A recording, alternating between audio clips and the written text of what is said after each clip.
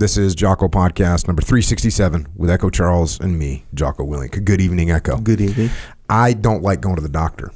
Okay. Just FYI. I don't like hospitals, actually. I always think that they're just going to heal up, right? The body's just going to Wolverine and just heal up. And they do most of the time. Occasionally, they don't. One time I woke up in the morning, I couldn't move my right arm. It didn't move, which is not a good feeling. I was like, okay, well, it'll get better. It didn't. Had to go to the doctor. Went to the doctor, got, neck surgery. So unless something is really bad, I'm not going to the doctor. I don't know if that's left over from basic SEAL training where you're avoiding medical at all costs because you don't want to get rolled or anything. But it stuck with me. Don't like the doctor.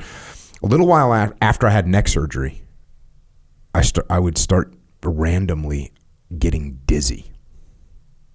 Like dizzy. Like I just spun around in circles. Sometimes I would get really dizzy. Sometimes I would be trying to walk and I would be bouncing into walls. So I'm talking legitimately busy. I was nauseous a lot. Almost like a continual. Almost all the time nauseous. And man, sometimes jiu-jitsu, I would be doing jiu-jitsu and I'd like roll or spin or something like that, and it would just be the whole gym would just start spinning. Sometimes I would roll over in bed at night and the room would start spinning. It was, and you're feeling sick. And I kind of learned to avoid some things. In jiu-jitsu, I'd try not to go inverted and stuff like this. And in bed, I learned to roll. Like if I wanted to roll over in bed or even to roll to get out of bed, I would learn to do it very, very slowly and avoid head movement.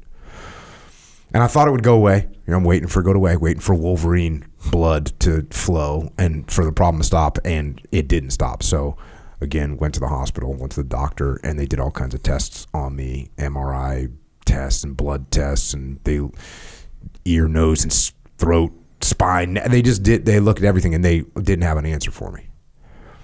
And so I'm just dealing with it. Just BTF and just dealing with it. And it definitely sucked. And then so fast forward a year or something like that, I'm actually starting my retirement processing and I'm starting my retirement physical. You got to get a physical before you retire. And I'm talking to the doc for the West Coast SEALs. And what's cool about this particular doc is he was a SEAL himself who had gone to the military medical school and become a doctor. So, we knew each other. And we're hanging out, and then he's giving me sort of the standard retirement physical questions about my health, and I'm giving him the standard retirement answers, which is fine. Yep, fine. Yep, that's fine. And we're just kind of shooting the breeze a little bit. And he goes, anything else? Did I miss anything? And I said, well, no one's been able to help me, but I'll throw it out there. I said, yeah, man, for the last year and a half, I've randomly gotten just really dizzy sometimes. And sometimes it lasts for a long time and it kind of never goes away. I'm always in a constant state of that. And he's kind of tilts his head a little bit, looked at me and kind of thumbing through my record. He's seen now that he's looking at, he's seen a bunch of tests that I've been through and everything like this. And he says, I think I might know what this might be. And he literally turns to his computer, and this is 2010, or maybe it was 2009, something like that, because I retired in 2010. But it was around that time. But he turns to his computer and he Googles some stuff, and he's like, here, look at this. And he says, benign positional vertigo. He goes, we got to do these little exercises. And I'm like, okay. I mean, I don't know what he's talking about, right? Benign positional vertigo. I don't know what this means. And then he says, okay, lay down, put your head over here, turn it backwards, turn over, sit back up again. And he goes, does 3 or 4 times, does these exercises, and then says, all right, stand up. And he looks at me and he goes, how's that? And I'm doing a self-assessment, and I'm like, dude, it's gone. I'm good.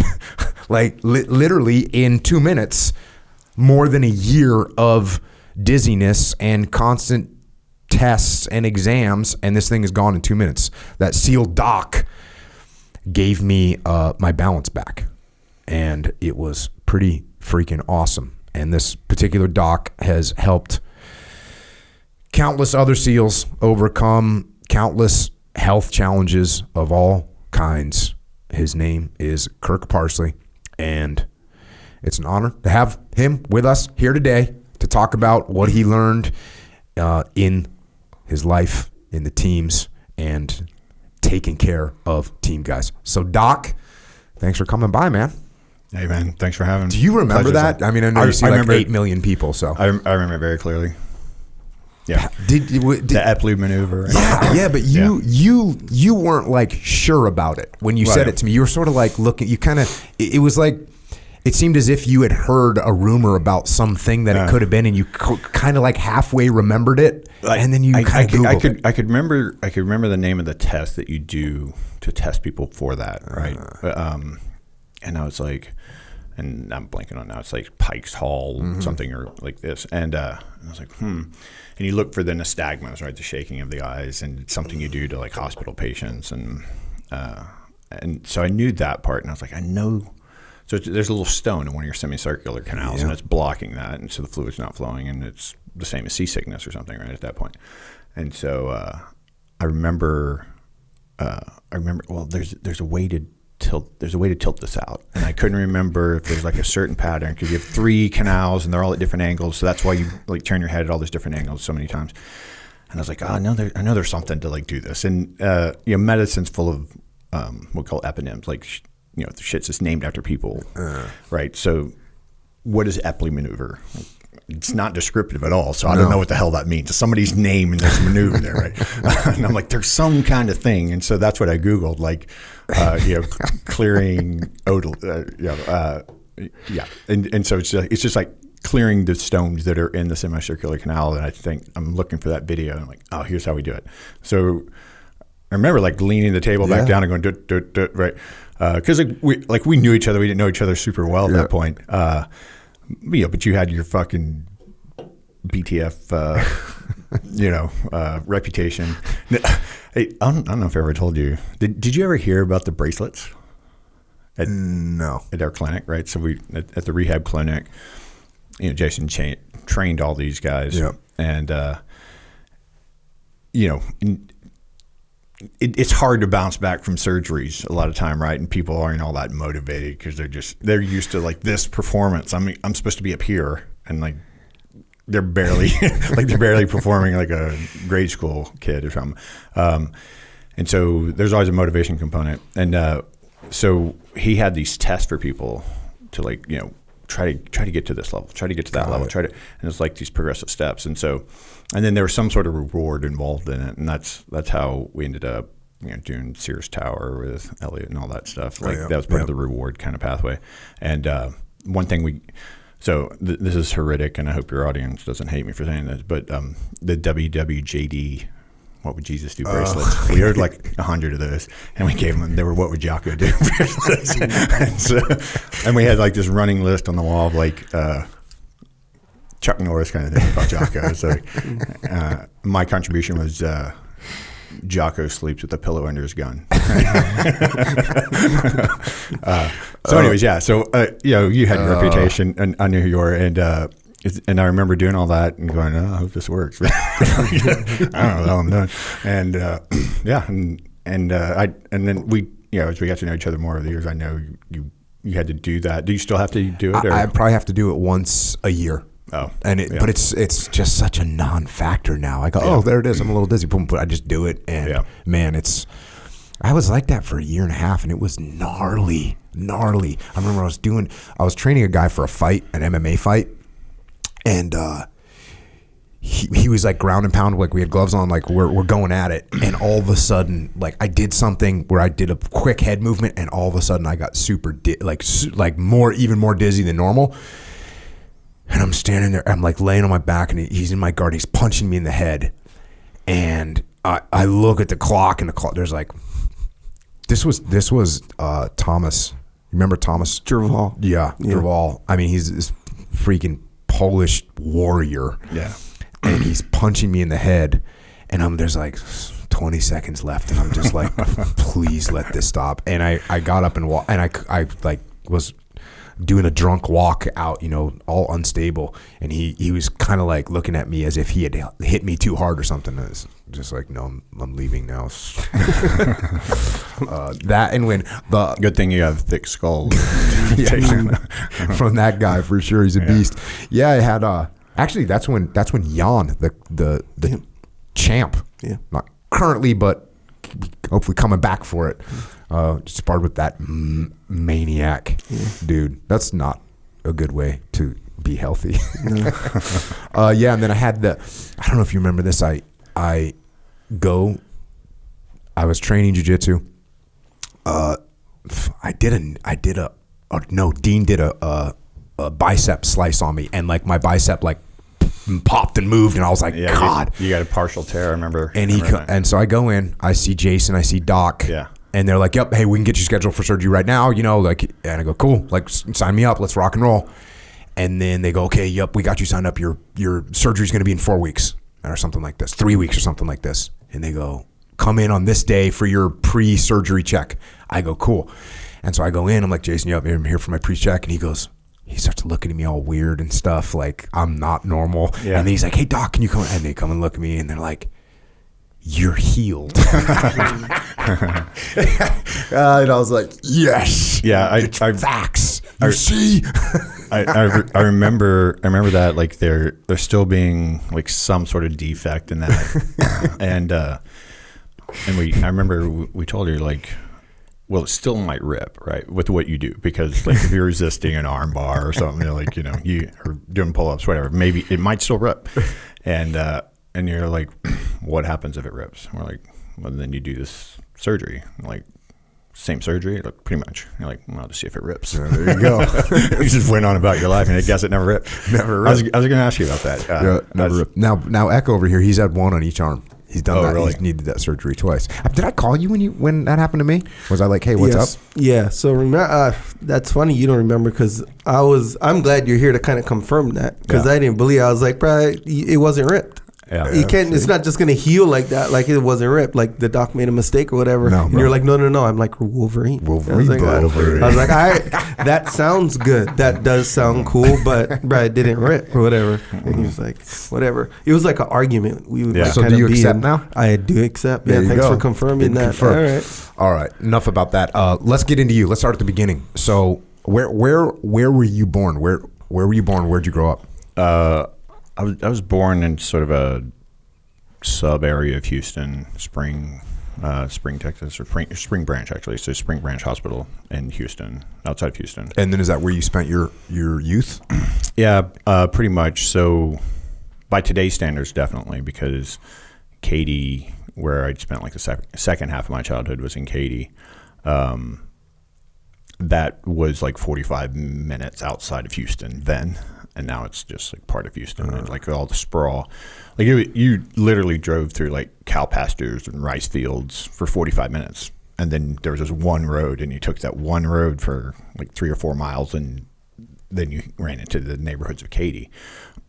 And last time I went there, there's no break from downtown Houston to that. It's like all concrete, just jungle, like shopping big centers. Sprawl. I couldn't even find the house I grew up in. Do you think it's still there or no? It's still there. Okay. But like all the landmarks I knew to look for, and they've renamed some streets and stuff. And so, when you get off the freeway now, there's streets immediately. Well, there was nothing, like I said, for 3 or 4 miles, there was just pastures where we rode our motorcycles and played football and whatever, even went hunting. And that was all, on whatever farmland and untouched thicket. And it was just like buildings and shopping centers and streets, and I'm like, I don't really know how far down to go. And I was looking for the main kind of street that went through my neighborhood, and I think they've renamed that street because they've connected it, and it's much longer now. And so I couldn't figure out where to turn left to like go into the neighborhoods. So small town in Texas. Yeah. How come you don't have a Texas accent? I do when I get really tired. It's kind of coming back more. I deliberately got rid of it How come?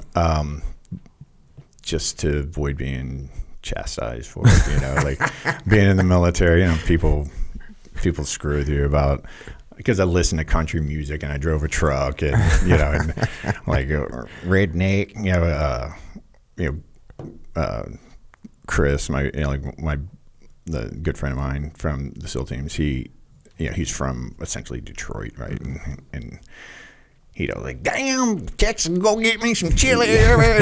Like, and everybody just rode me all the time. So I didn't have a super thick accent, but, you know, I purposefully got rid of it. Now that I'm back in Texas and everybody talks like I used to talk, and it's coming back. It comes back, and and then if I get really tired, I think that's my real, like, I think it's an unconscious effort now to not do that, and I've let the colloquialisms come back. Like, now I'm fixing to do something. I wouldn't do that, and I say y'all instead of you guys, and I've always thought that was more appropriate because, like, that's a contraction for you all, and guys, this is a gendered word, so it doesn't make any sense. Call a bunch of girls, hey, you guys, hey, y'all, right? So yeah, it kind of comes and goes. What'd your parents do? Well, my father split. That was what he did. So, like, I was like 6 weeks old or something. And so I actually met him at my wedding when I was 25. So what'd your mama do? My mom, so the first half of my childhood, we were poor trailer park trash, you know, but my mom actually had to drop out of high school to raise her younger sisters because her parents ran off, you know. And so my mom had us when we were super young. Like, me and my sister, she had like 18, 19 years old.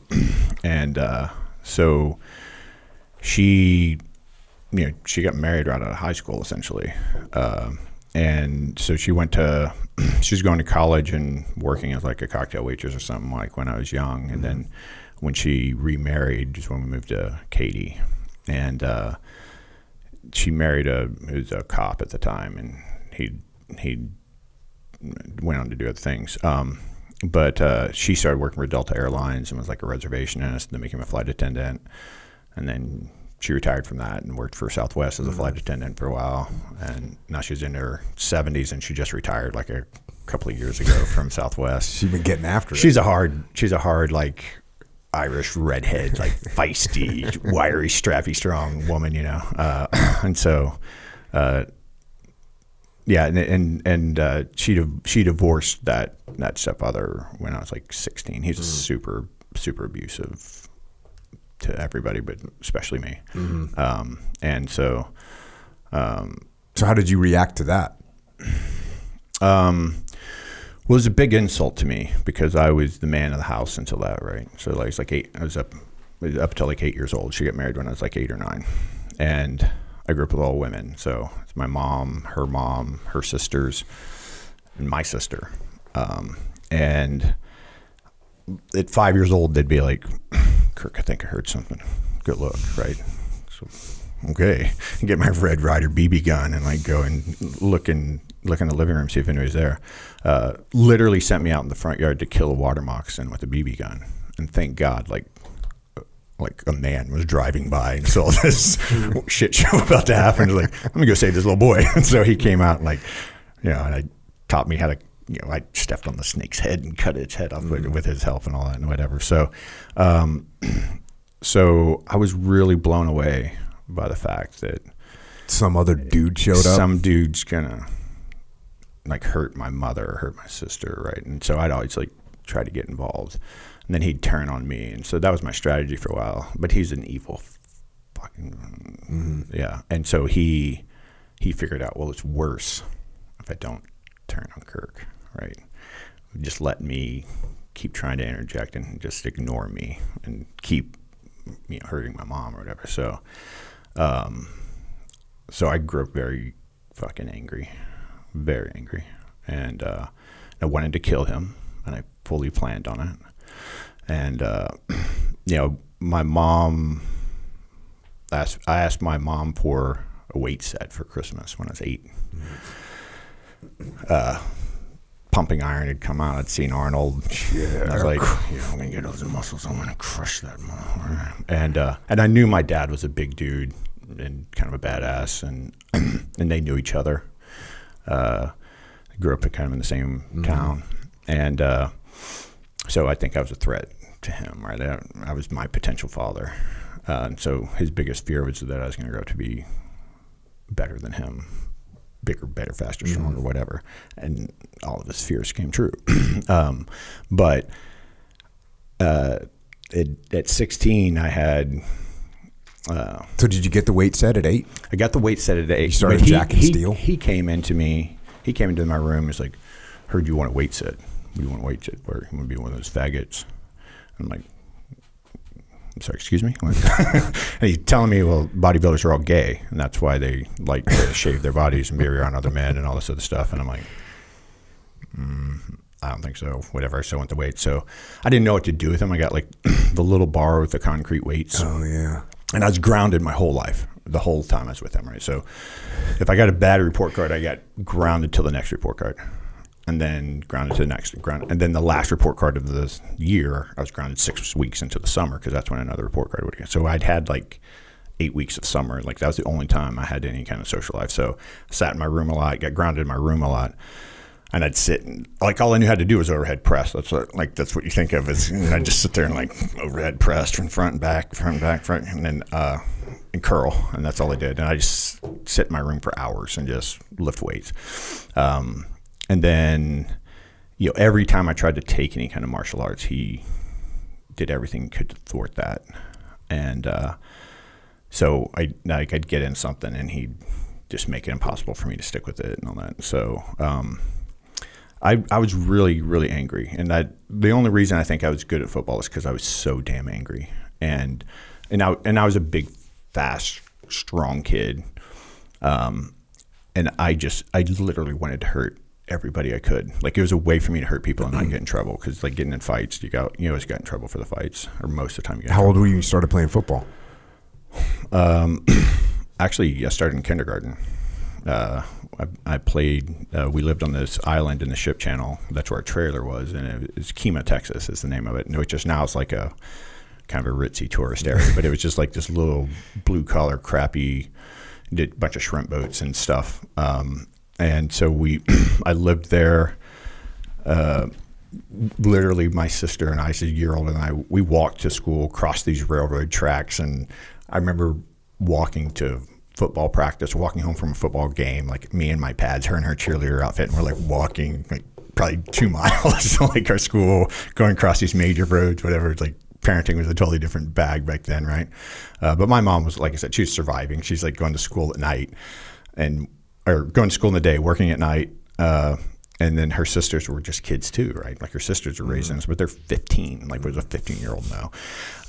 And like sometimes the 15-year-old gets in the car when the car runs and drives this around and whatever. So it was a pretty sketchy scene. And then, in Texas you can start playing. So I played what we call Dad's Club, Pop Warner around here, right? Mm-hmm. I played that. And then in Texas you can start playing for your school in junior high. Okay. And I had the head coach in junior high was a former Marine, and he took a liking to me, and so I did well in junior high football, and then transferred to a really good football team. Our high school, there are 2 high schools in Katy. The one I went to was the newer one, and it had only been open a couple of years when I started it. But we had a great coaching staff, and in Texas, like these dudes are making big money, and like, and they got recruited out to Odessa my senior year, but really, really good coaching in that, and that's what led me into powerlifting. Is one of my coaches was a powerlifter, and I was. I don't know if I was the strongest in like every lift, but I was one of the strongest in everything, and I was the strongest in several of the things. And so he took a liking to me, and he's like, I'm going to teach you how to lift for real, because you're just doing football lifting. And so he taught me like the below parallel squats, right? And I had to do it with a bar, and I had to do 100 perfect reps before he'd let me put any weight on. Damn. And it took me like a month. He would sit down next to me and just Count 'em watch out. and go, yep, yeah. Nope. And he'd turn around and walk away. And that was it for the day. If that was on the second rep, it was on the second rep. If it was on the 98th rep, it was the 98th rep. And they're like, nope. And then Did you have the potential of playing in college? I could have played. I don't think I wouldn't have excelled. I just wasn't big enough. I mean, I actually grew a couple inches in the Navy. So when I enlisted at 17, I was 5'11". I grew like to 6'1" somewhere in the first couple of years. I don't know. Did you? How did you hear about the Navy? Well, and did you know about the teams? Yeah, so that's a funny story. So the recruiter, we had a recruiting office in Katy, and the Marine recruiter was a boxer, and my last year of high school, I lived alone. Or I lived in an apartment with a guy who owns his gym, so I split an apartment. And I worked at a gym as like the assistant manager of this gym, and anyway, and I would box with this Marine recruiter, and Heartbreak Ridge had already been out, so it's like Force Recon, and I love, like, I've always loved the water, like I've always been, like I was always a lifeguard, and we were always like out doing water sports and going to the beach whenever we could and all that stuff, working on breath holds just because it was cool. In fact, like I would go in a pool and just be so upset that I had to come up, right? Because I'd sit on the bottom of the pool, like I just want to stay here and now sort of I knew more of the physiology of like what I was, like I was settling down my nervous system, honestly, and I was feeling really good in there. And so anyway, then I started boxing with this Marine recruiter, and this documentary came out, 48 Hours. It's a news documentary show, like it's like 60 minutes, but it's called 48 Hours. And they followed a BUD/S class. Actually, Crimmins, you remember Crimmins? Yeah. So Crimmins was like the star of this. They're following a BUD/S class. Okay. And was he in the class? He was in the class. Damn, like he was the guy, right? Like he was the one. He was the guy who got all the camera attention because he was like this salty old for sure fisherman from Boston or something, right? Somewhere in New England.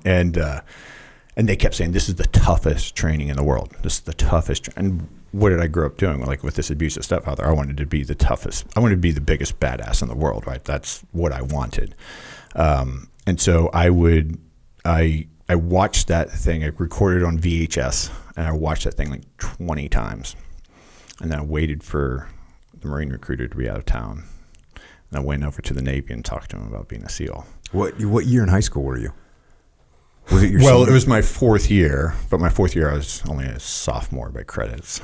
So is that because you just were failing everything? What was going on? I started failing classes as soon as my mom got remarried, and I got in that world, right? Like when you have screaming, fighting, and cops over at your house all the time, it's like, and I'm grounded all the time at home, and he's abusive, and I'm always like hiding from, like, and it just, I wasn't going to be doing homework in there. Like my sympathetic nervous system was ramped up to hell. Like I'm in fight or flight kind of all the time being home. And so, I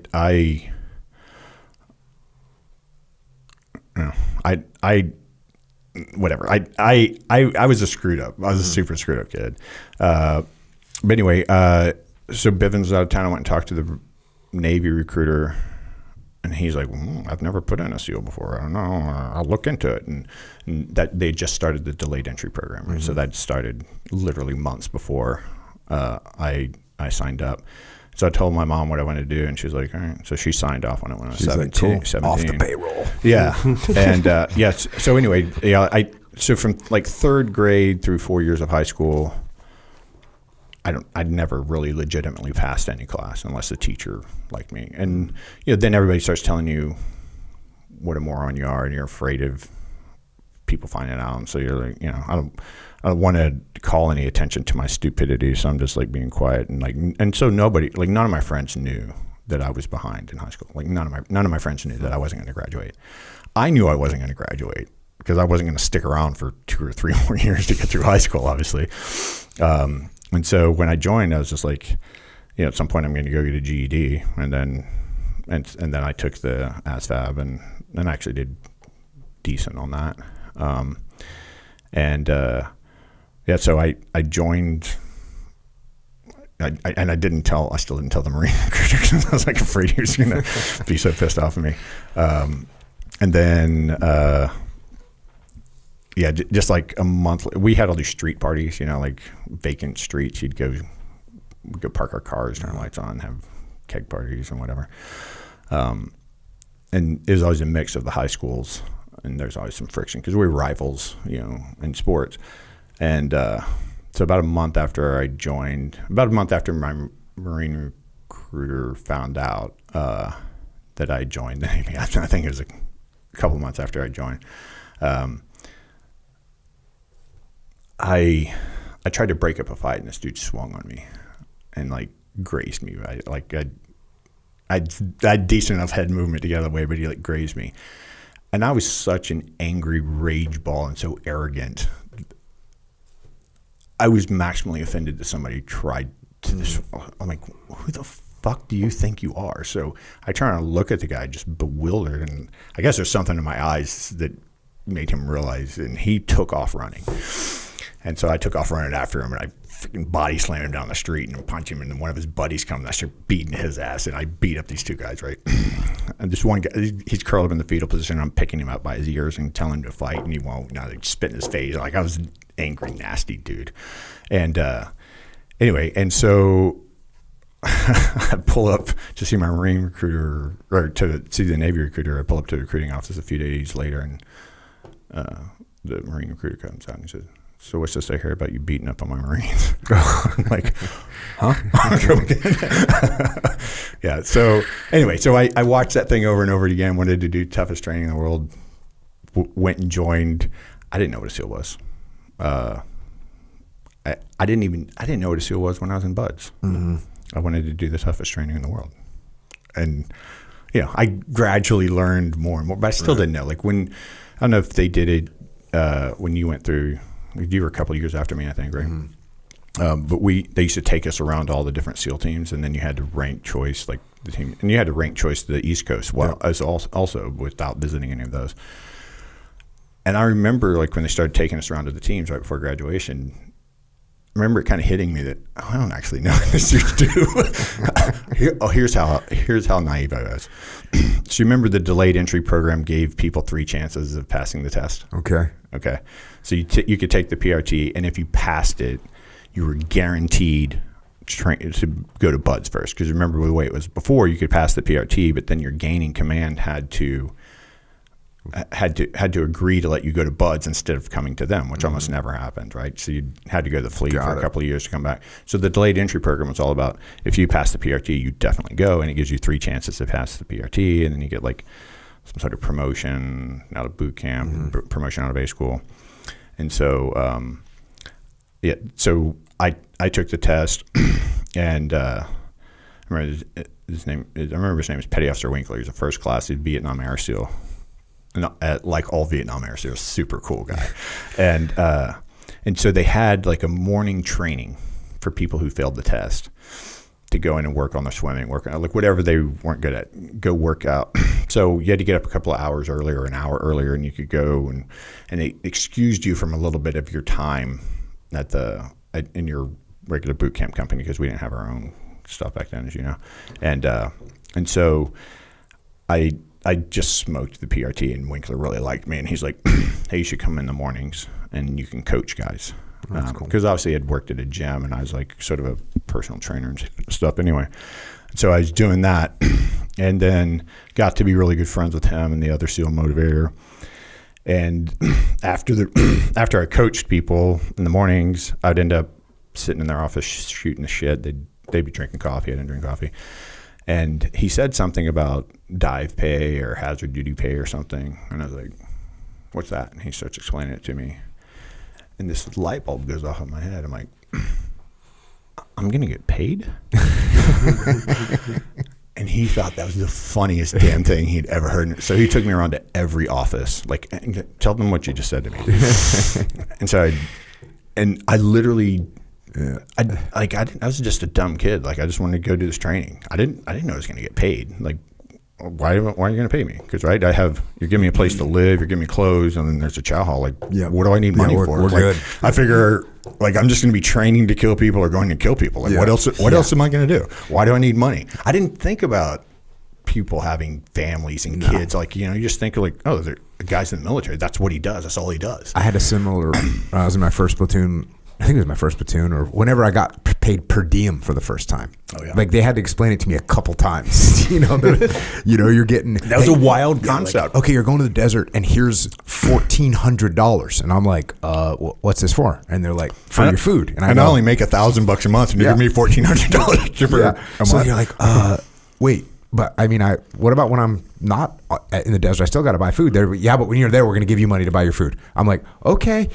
I'll take it. Yeah. It took a while to comprehend that, the whole thing. When you got to Buds, was there any challenges for you at Buds? Yeah, the runs.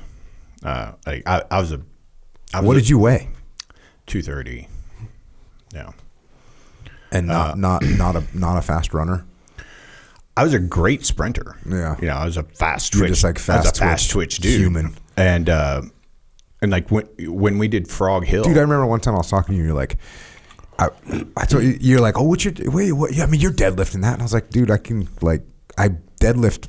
The most I've ever deadlifted is like 505 or something, and you looked at me like I was scum. I was like, damn, that hurt, bro.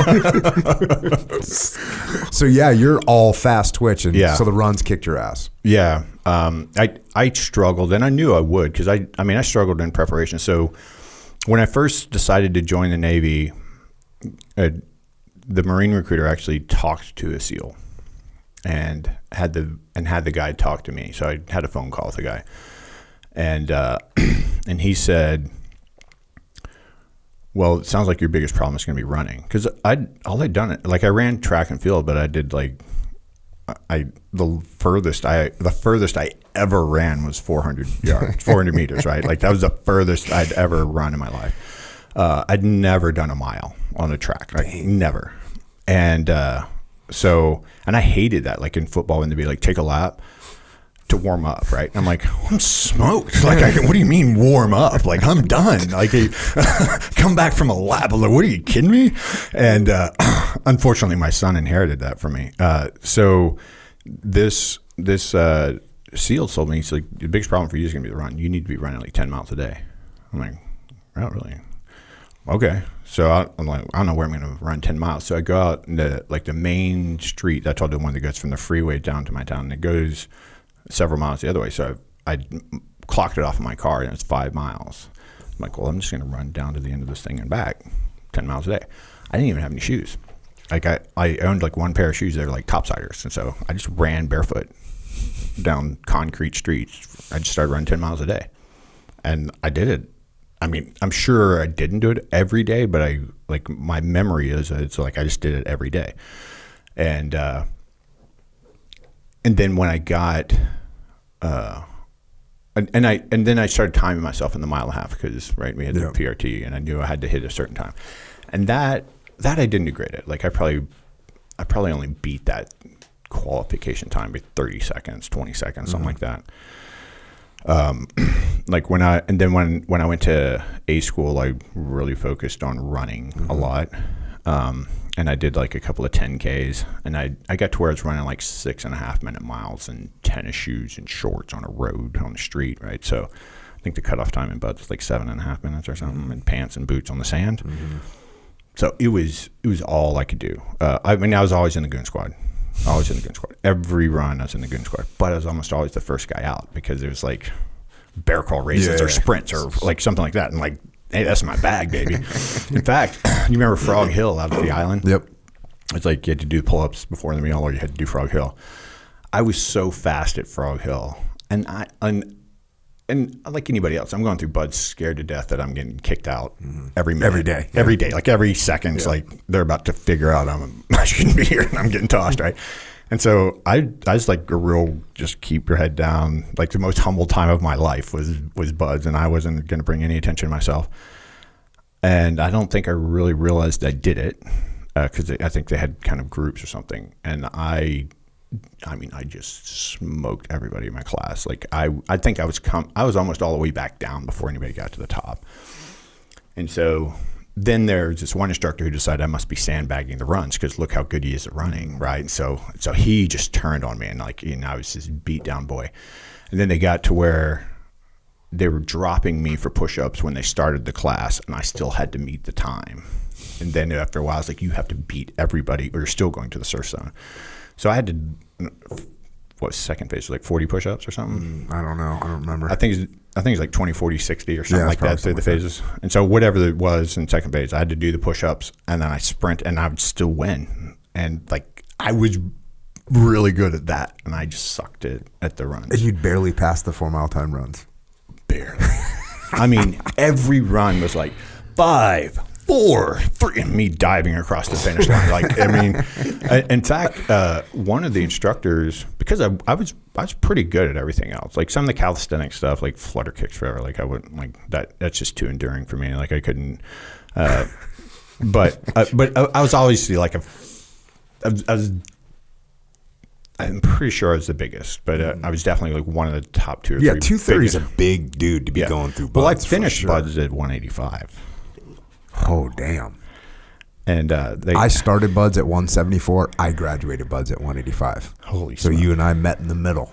Yeah, I think they called me like the cyborg gorilla or something because like I lost all my muscle mass in my torso, but my arms didn't get smaller, so I looked like a gorilla. Like I was just a weird looking thing. But I could do like anybody. Like right, you graduate buds, I could do like 600 push-ups in a row, right? And I remember going to the gym the first time after buds, and I couldn't bench 2 plates. And I was literally, You were like, I almost cried. Like I was sitting there like going, oh God, like I had tears welling up in my eyes. Like, I could go outside. Like, oh my God, because I mean, I wasn't super strong, but I was, definitely like well into the 300s in high school, right? Yeah, so I expected to be stronger. And I'm like, I can't bench my body weight, right?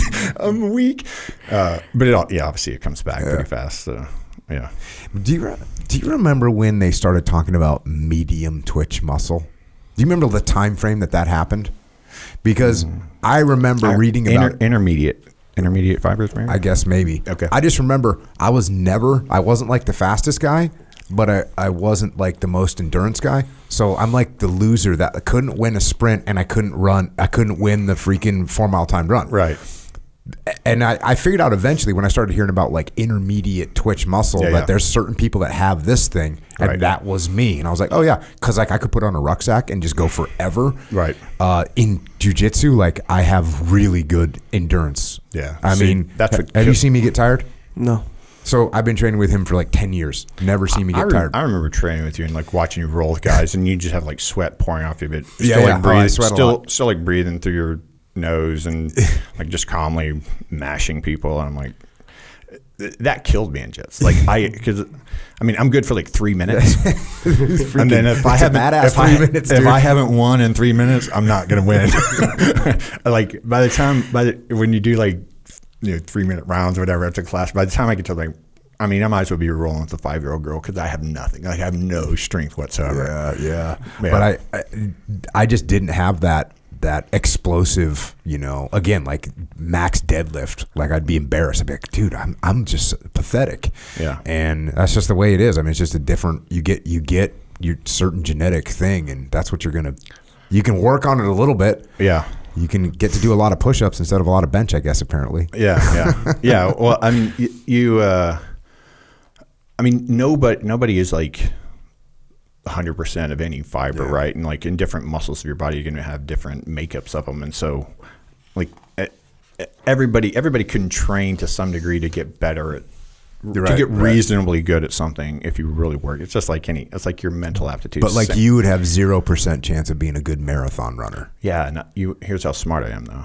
When I was in medical school and residency, I knew that the smart thing to do then was to start doing triathlons because I was going to get good at this damn endurance thing finally, right? So when I was in college, I worked full time and I went to school. I worked part time, but it was a lot for part time. It's like 30 hours a week, and then I went to school full time. And for half of it, I was married and had kids and whatever. So like, I was burning the candle at both ends. Staying up late for get papers and or whatever, finals and all that. And so all I really had time to do was run. So I'd come home and I ran, and it started like running 3 miles, and then it's 4, and then 5, and then 6. And then I said, I'm going to do a marathon because whatever. I've never been good at endurance. I'm going to get good at endurance. So I did a marathon. Brutal. I have the type of endurance where like if I go slow, I can go forever. Yeah. But I can't go fast. Like if I go fast and if I go anaerobic once and hit like that lactic acid threshold, like I'm done. Like I'm done. In fact, I did that on one of the triathlons. So anyway, I did that and then I started doing, I'm going to do triathlons. And so I started with the Super Frog. How much weight did you have to lose? A bunch of weight, or did you lose weight while you're doing that, or did you just go Clydesdale? Yeah, I was doing Clydesdale, and something happened to me at some point in my life. It was after the teams, so it was during college, I think. My body weight like settled out around 240, give or take 5 pounds, right? Nothing I did change that, and to this day, nothing changes that. I can starve myself. Like I can lose weight for a little while, but like give me 2 days and I'm right back to 240. I can be like kind of doughy and soft and out of shape and I weigh 240. I can be ripped and like no body fat, 240. It's like that's just what I weigh. And so I was running marathons at that weight, and so I did the Super Frog, and because it's the original like throwback to the teens, like it'd be cool.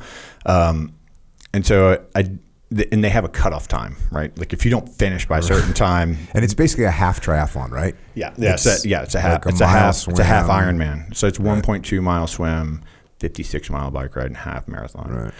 Right. And so I do it, and if you don't make the cutoff time, then you're DNF, right? Did not finish. Same as somebody who drops out. I made it by like 3 minutes. I think it was like 7.5 hours. And there's dudes doing this thing like this guy's doing it like 2.5 hours, right? And so I finish and barely make it. 3 years later, I've been doing triathlons the whole time, right? I ride my bike to work or ride my bike back and forth to school, the hospital, whatever. Running whenever I can. I never really practiced a swim because I actually just did side stroke because my side stroke was as fast as my crawl anyway. So I just did that. And you can do that forever. Obviously, like after buds, like you get so efficient at that movement. I could go 20 miles today probably. And so I do it again 3 years later. I'm 2 minutes faster. After all that training and everything? I'm going back to powerlifting. Yeah. Like I'm going back to what I'm good at. Like this. Like when I was training at Odie Netto School. Do you know him? Yeah. Yeah. So I was training at his school, and it was like incorporating the JIT training into my bike ride, like to bike and from there. I was biking to the hospital and then leaving the hospital and stopping by there and then going. And so that added like 5 or 6 miles to my commute, and I still gassed all the time. And I was like what the hell? Like, because I didn't understand the physiology at the time. And I'm like, how can I still be gassing? Like I'm doing all this endurance work and I'm still gassing on the mats. Like, I remember the first time he had us do he put out like whatever the 5 or 6 black belts and it's like you're gonna roll 2 minutes here and then and then the last guy rolled with him.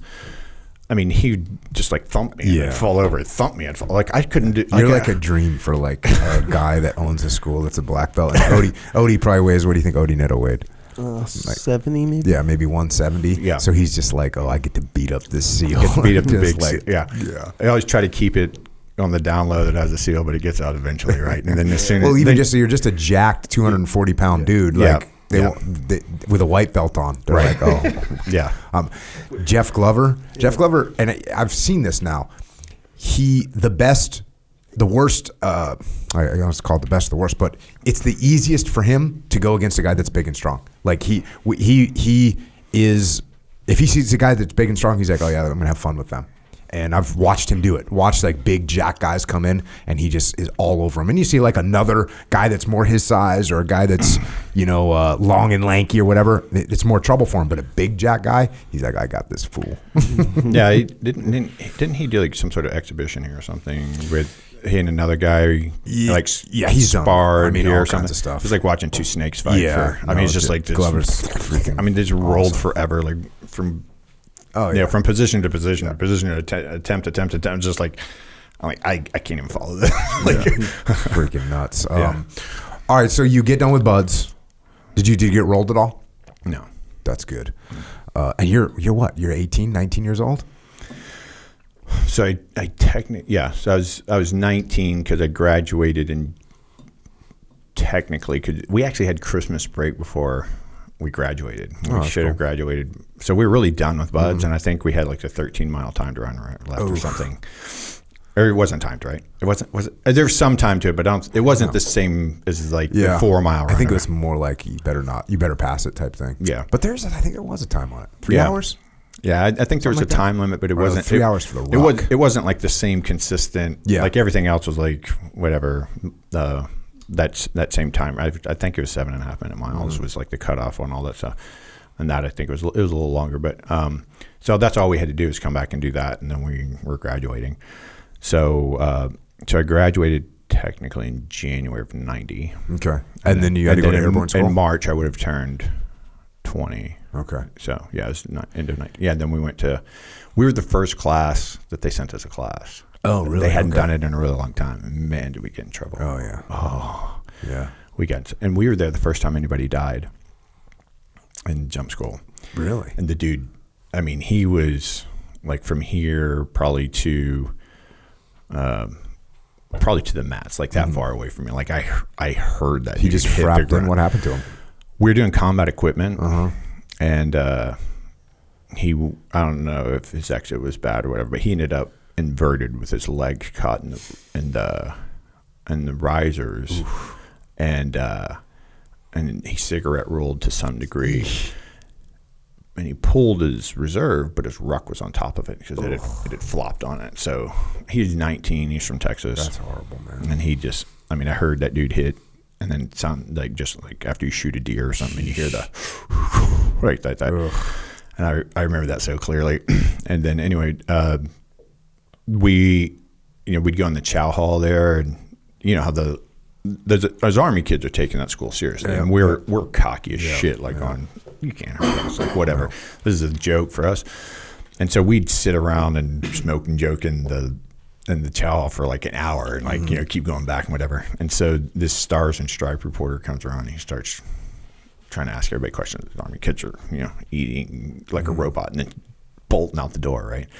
And so we were like, hey, come here, I'll tell you what happened. So we told him that the guy didn't hook up because he was going to DOR at the door, and the instructor pushed him out anyway. And of course, we had no idea what went on. And they printed it, and they said, "Oh my God!" As told by Navy personnel. And so, then our whole class gets called up in front of the head of the school. It's like, if you don't tell me who did this, I'm throwing all of you out. Of course, no one's going to say anything, right? I remember all right, throw us all out. That's better than you getting rid of one of our guys, right? It's better than being a rat. Right. And so nobody said anything. The school shut down for 2 weeks, and we just got hammered on all the time, all day, every day. They're trying to break out. And the dude ended up printing our tracks whenever, but it was the first time anybody died. So there was a couple of weeks. Wait, there had to have been other people that died at airborne school. They told us this is the first time anybody's ever burned in. That seems impossible. It does. They put out thousands and thousands of paratroopers every week. Now, maybe it's the first guy that died in a while or something like that. Maybe. But they did. They shut us down. They shut the school down. We're going to get fact checked on that one. Yeah. They shut the school down, and we did, just nothing for 2 weeks.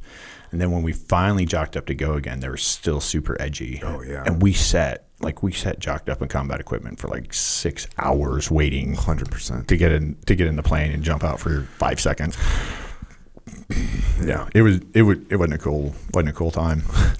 So you end up checking into, you go to Team 5. Yeah. And this is what, 1990 now? 1990, yeah. STT, what we called it then. Yeah. Instead of SQT. And that's at the team. Yeah. Every team did their own. Yeah. That's what I went through too. Yeah, team one. You would have done that. You were what, 177? 177. What class were you? Fucking new guy. What, 163? 164. 164. Yeah. Yeah, new guy, always.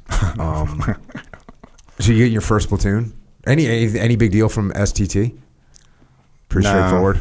No. Did they just hand you an M60 and say, here you go? Yeah. Yep. You're a jack. Which was cool with me. Yeah. Because like I hate, I hated the M16. I'm like, I don't want to carry that little poodle weapon.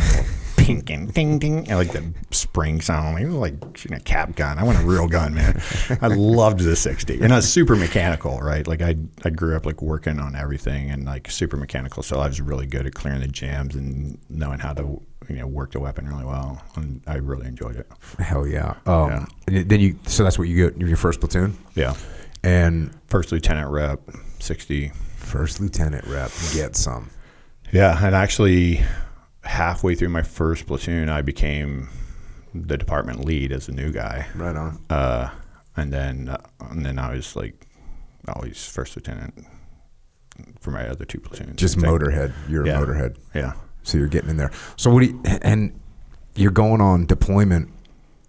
I mean, what's workup like? What are you guys focused on? What's the big mission? I know when I was, for my early platoons, it was always like we were preparing for like one big mission that we would pray would happen. Mm-hmm. Like as much as I prayed for war, which I did, I couldn't have dreamed of like a 2-decade long war. Like I thought if we're lucky, we'll get some kind of a one mission, there'll be something will happen, and if we're in the right spot at the right time, maybe we'll get to do one thing. Yeah, that's how scarce it was. Yeah, people don't know that you're like competing like used car salesman for any work that comes out for special forces. Right? It's like you have to have somebody jockeying to try to get the work. Was Gardner in your first platoon? No, he was in. He's in my sister platoon. Didn't you guys get like rolled up or something? Yeah. Yeah, my 21st birthday. Check. So we walk. I can't remember any of the names of the bars, but we walk into this one bar that's a really common one, and Jason was standing up on the bar when I walked in, chugged a beer, and then like slams the bottle on the ground. He goes, "Why? Because I can." I'm like, I'm gonna like this guy. That wasn't my birthday. I take it back. That's like when we first. That was just like a Tuesday night. That was like the first. That's like the first time I think I'd been out in town. Really, it wasn't a big deal because obviously you could go drink at any age. Mm-hmm. But my 21st birthday, I was like, so the whole platoon. Well, first of course, they riggers taped me and threw me in shit river. So. And it was I was so stupid because we had like a trailer divided in half in the PI. Did you guys have the same thing? Did you ever deploy the PI? I missed it. Oh yeah, right, because of Mount Pinatubo, yeah. So we had just like a regular trailer, and it was like partitioned, and there was a platoon space on each side, and they had like a regular hasp padlock on the outside. And so we were walking up. We were walking up to our trailer, and our sister platoon was in their side, and my LPO goes up and he like puts their hasp in like while they're in these locking. And so I was thinking, he's locking them in, right? And then we have our platoon meeting, and then he goes, and then at the end of the meeting, he looks around and he says, "Hey, whatever you guys do, I don't want you to riggers tape Buck up and throw him in shit river." And I look around, and every single guy's holding a roll of riggers tape. And I totally missed this the whole time. I'm like, oh, you got to be kidding me, man. Now I realize, that side's locked. That's what that was about. Yeah. And it was just a shit fight, man. I mean, just like 45 minutes. And finally, gut just grabbed my balls and just started squeezing my balls that's the fight ender. Okay. Yep. All right. Everyone's a tough guy. Tape me up. Some guy grabs your nuts and starts squeezing them. Yeah. And anyways, so when we go out into town, and I don't even remember how it started. Like I hardly remember the fight at all. But I like knocked some shore patrol guy out and just went to the bar because I was a drunk moron and like, I'll be fine. Like, he's unconscious. So I go in the bar, and then when we come out of the bar, they're like, there he is. And like all these people start swarming out and try to run. And then like I hit some other guy while I was trying to run away, and they finally got us. Or got me. And then they handcuffed me in front. And I'm like, even a drunk guy's like, that's a dumb idea, right? And so I start walking to the paddy wagon. It's like a Toyota truck with like the built-on kind of camper, or like, whatever, like a paddy wagon thing.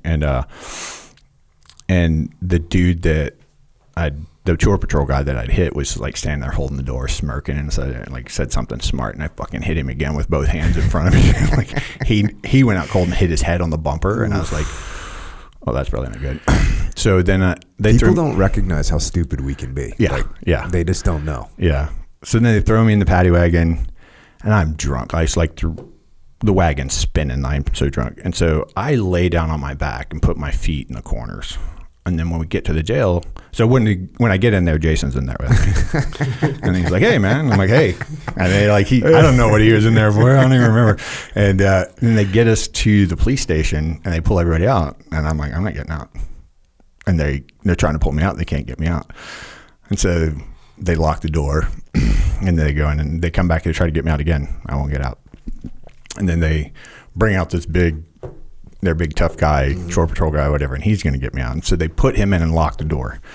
And I managed to like put some pressure on his shoulder and like pull him into me. And it was like I was essentially breaking his wrist backwards, right? Like, because he couldn't get off of it because like the way his body position, like he was just half his body weight was on his wrist and it was inverted. And I'm just pulling on him and he's screaming. And they let him out. And then, I'm still laying there, and then all of a sudden I hear, maybe 45 minutes go by, and I hear my officer go, "Hey, Buck." I was like, "Yeah." He goes, "Let's go." I'm like, "All right." And I get out. They unhandcuffed me, and I went back to barracks with him. And then, your senior chief, whatever, goes and smooths things over the next day, gives the guy a case of beer or whatever. Like, it was the stupidest time. Like all of our excitement was self-induced, right? and I was in for the first Gulf War, right? Like so the first Gulf War shut my workup down. Was that your first workup? My first workup, yeah. And we got, the cool thing was because of that, whatever they thought the mission set was, we became a free fall platoon. And so the first thing I did was go to free fall school. That's cool. I think I only had like 2 or 3 more jumps. Whatever you get in STT, it was like the only other jumps I'd had other than jump school. So I never did static line again, right? I just, unless it's in the water, right, for a duck or something. Yeah, so we got our workup I think workups are like 1.5 years then, right? Yeah. And we got shut down to about 1 year, got compressed. And then we didn't end up going to the Gulf War anyways, because I think maybe it was like half over or something, or like, how limited that whole thing was. And so then we deployed to the PI, and then Mount Pinatubo blew when we were out there, and that was a very interesting. And what did you guys do on that? Just like provide as much security and help to people? So a lot of people don't know this, but like when Mount Pinatubo blew, and probably because it blew, there was a typhoon at the same time. And so, Clark Air Base, the Air Force Base, which was, 45-minute drive or something away, they had boulders the size of this room coming down from miles high in the sky and just like landing on buildings and cars and whatever. And that place was demolished. But we just got all this ash. We got some rocks, but like we got all this ash, and the ash had a ton of metal ore in it. And it was mixed in with a typhoon. So you have like 70, 80 mile an hour winds with rain, and then this ash with all this metal in it. And it was sticking, it sticks to everything. And it looks like kind of grayish snow, but it's super heavy and it collapses there. It's like all the buildings are collapsing. Like our PBs and our piers, our floating piers, were sinking, and all our buildings are collapsing. So they're like, it was like the first night of this thing, and they're like, "Hey, we all need to go down to the unit and like save all the so we go and we don't even have shovels. We have boat oars, right? Like, and we're just, and like a boat oar of this stuff probably weighed 30 pounds. Dang. Like, it was just super compact. And so we go and we shovel all that off, and then we're going up on the roofs, and we're trying to save, the buildings. We are up on the paraloft, and there's no light, right? You can't see anything. We're wearing flight suits with scuba masks. And you could shine a flashlight and you could about see your feet. Pre-headlamp, right? It's so crazy. No one had thought of headlamps yet. Yeah. And so I get up to the top of the paraloft, and these guys are yelling, "Hey, over here, over here, over here." And so I'm walking their way. And all of a sudden I stop, and I'm like, I feel like I'm going the wrong. Like, I'm trying to remember what the building was like. I was like, I feel like I'm going the wrong way. And I pull out a flashlight and I look at my feet, and one of my feet, like one of my toes are hanging over the edge. Like, one more step, I was going to fall 60 feet. And so anyway, we're shoving all this off, and then we go into like one of the big barn kind of things, and we're shelling off, and like buildings are collapsing while we're on them, and we're like jumping off, whatever. And so then we all kind of show up in this barn that has like the big I-beams supporting the roof, right? Mm-hmm. And we're in there, and somebody's like, "I think maybe we should get out of here. What if this one collapses?" And I look up, and I'm like, "There's no way this is gonna." And we all dive out like the doors. It's like this wide. The doors open this wide, and like 20 guys get through that thing in like 5 seconds. And the whole thing collapses. And so, so there was no power for like 6 weeks. There's no water. There was no anything, and there were bodies laying in the ditches all over the place. Of course, in town they have like generators going, and everything's going. Like 2 days later, they're like up and running, like nothing ever happened. And then we had like the they call them the NPA, like the Vietnam equivalent, or the Philippine equivalent of the Vietnamese communists, I guess. Mm-hmm. And they start trying to infiltrate the base and like get equipment and all this stuff. And we were closing the base because there was so much damage, and the negotiations had failed. I think we offered them like $10 million, and they went like $100 million. And we're like, "Sorry, we're out of here." So we were going to close the base anyway. And so they started trying to come on the base. And so we were like patrolling against them and like, arresting some of those guys and stuff. And that was like the kind of like the closest thing to combat that we saw, we had like drug interdiction with the FBI and stuff. Like that was like the most exciting thing I did, which is kind of one of the reasons I got out. Is like, it's just like the same training trips over and over again, doing the same stuff over and over again. It's like, I don't think we're ever going to go to war again. Like, I'm going to go do something else, Yeah. And then, of course, while I'm in medical school, 9/11 happens. So you did a couple more platoons at Team 5, and like you said, like it's the 90s, and you're just going through workup. It's always fun. I mean, it's super fun. Yeah, Hollywood SEALs is what we call it. Like it was like super fun. Yeah, and for me, I was always like thought the big mission was coming, and so I was always just like, hey, we got to be ready. In my mind, I was trying to be ready. I wish I had your confidence in that. I was like, we had Bill Clinton in the White House. I'm like, we're never going to war. Kidding me? So you do a couple more platoons, and then you're like, all right. Did you when you decided to get out? Did you know you wanted to become a doctor? No. So what was your plan? What was your plan when you got out? Well, so I started dating this girl who became my first wife. Like after my first platoon. I dated her during my second workup, and then I deployed, and then I came back, and I was supposed to do like 9 months of shore duty, like work in the department, start school, kind of transition out, and then I got thrown in a platoon because somebody got hurt, and so I kind of deployed actually supposed to be until the day I got out, but it ended up being like 4 or 5 days after I was actually technically out, and I came back. But anyway, so she was in physical therapy school. So wait, so you're dating each other, or you got married? Did you say no? You got married? We were dating at the time. You're dating, and you date this. You start dating this girl. You figure you're gonna get out, but you end up getting thrown into a platoon. You do the deployment. You come home. You have no plan, and you're out of the Navy. Boom, done. Right. Okay. And she's going to physical therapy school. Yeah. So by the time I came back for my second deployment, she's like 3 months out of grad school, and she was working at San Diego Children's Hospital. And I used to take her textbooks on deployment and read them because I was just interested in, physiology and anatomy and like anything to make me bigger and stronger and faster and whatever, better. And so I felt like I had an interest in that, but I didn't, I'd never done well in school. I was convinced that I was dumb really until I got in the Navy. Like in A school, I did really well. Like I top of my class, and then like I did really well academically in buds. And so I thought, well, maybe I'm not stupid. Maybe I just like never really applied myself, but we'll see, right? So you go to I have a GED, so I can't get into any college. I have to go to at least a year of junior college, probably 2. And so I went there and like started setting the curve in every class. I thought maybe I was going to be like Jocko or something, like an athletic trainer, maybe a physical therapist if like things really worked out great for me. And to apply to physical therapy school, you have to have 2,000 volunteer hours, right? Well, that's a year of full-time work, right? So part-time work, that's a couple of years. And so I'm like, well, I'll start getting my volunteer hours in. And they hired me after I'd volunteered there for maybe a week, and they're like, we want you to come work for us. And so then I worked as a physical therapy assistant at San Diego Sports Medicine Center the whole time I was in college. And that was like a healthcare mecca. They had everything. They had orthopedic surgeons, they had sports medicine guys, they had DOs, they had MDs, they had podiatrists, they had massage therapists, PTs, athletic trainers. So we had everything, and I got to know all of the people and got to see everybody's work.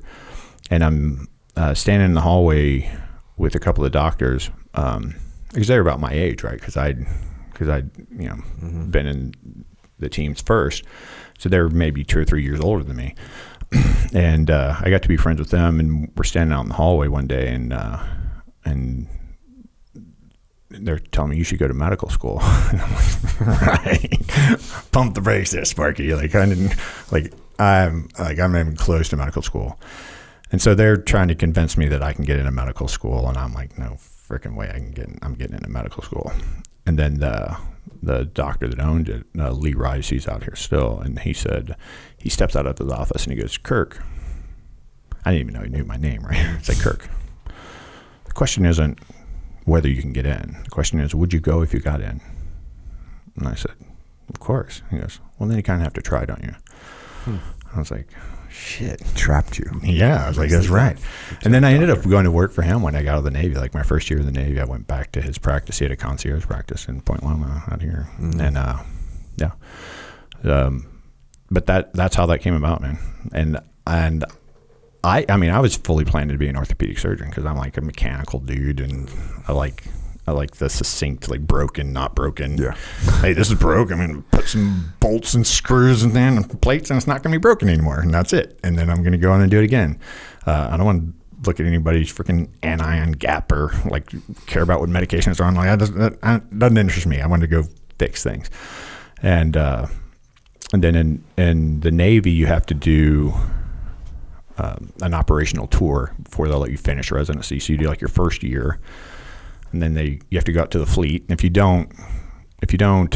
So wait, so you already gotten commissioned, or were you planning to go back in the Navy? What was? I totally skipped that part. Yeah. So when I decided to apply for medical school, it was pre-internet. So I went to the bookstore and started looking through the Kaplan books to see like what schools would I be competitive for with my GPA and my MCAT and all that.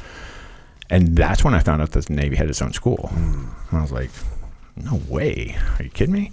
And so I look into it. It's like they'll pay me to go to medical school instead of the other way around. And of course, I'm married and I have a kid, and I have a kid on the way. Dang. I'm like, well, that makes a lot more sense, right? Like, I wasn't excited to go in the Navy. Trust me. Like, I was in the teams. That's a good fit for the team, but I wasn't a good fit for the Navy. I knew that. And I was like, all right, well, I'll do this, right? And I knew that there was, this 8-year commitment afterwards. And I was like, well, I'll go back to the teams for a while, and I'll like give back to the community who saved me from prison or whatever I was going to end up if I didn't have something to channel my anger with, right? And so I did. When you do your operational, so you got commissioned in 2000, go to OIS, Connecticut, basically. That's the knife and fork school. Yeah, knife and fork school. Cool. They gave me some kind of award there. It's ridiculous. I don't I think I participated in like 25% of that school.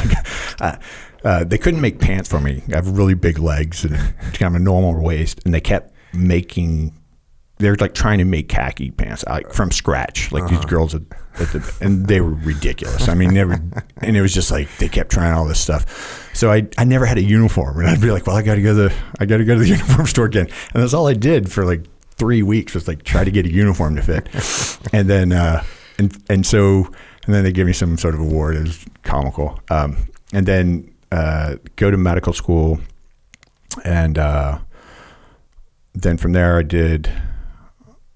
There was some hoopla I won't get into, but ended up coming back to San Diego to do internship, which is the first year residency essentially. And then you have to go out to the fleet. Do you do that at Balboa? I did at Balboa, okay. Yeah. And you do that, and then after that year, if you just say, hey, I just want to come back as soon as possible, then they just send you out to some fleet job. You're probably going to go 32nd Street and be on the ship or something, right? But if you go to flight school, you can be a flight surgeon. You go to dive school and UMO school in Connecticut, and then you can obviously go back to like our units or a dive unit or something like that. So I was like, I'll do DMO and I'll go back to the teams for a while. Then I'll come back and finish residency. And I went to dive school. And then at the end of it, there weren't any orders to the teams. So they put me at the submarine rescue unit out here on the end of Point Loma. Okay. It's at the end of North Island now. And that was like a policy job, really, because a lot of people don't realize this, but like every country that has submarines, like they all have this agreement that we'll rescue each other's submarines, even our enemies, like China, Russia, doesn't matter. Like your submarine goes down on our waters and it's savable, we'll use our system to save your guys, because technically these systems can go anywhere in the world, but with a realistic time window, it's probably not realistic to like fly it over there and set everything up. So you're going to be much better off if the country that you're closest to saves them. And so then you have to make all these agreements, like, well, whose patients are they going to be? Whose dive tables are we going to use if we have to recompress them? What's going to be our And so that's all we did, was travel around the world and meet endless meetings and come up with a new policy. And then I had the opportunity to either go back to the hospital or go to the teams. I was like, I really feel like I should do that. And so then I go back to the teams, and that's right when they called it, I think they're still calling it the Human Performance Program, and then switched to the Tactical Athlete Program. Remember? And so I got there right when they were funding the build out of that clinic. Nice.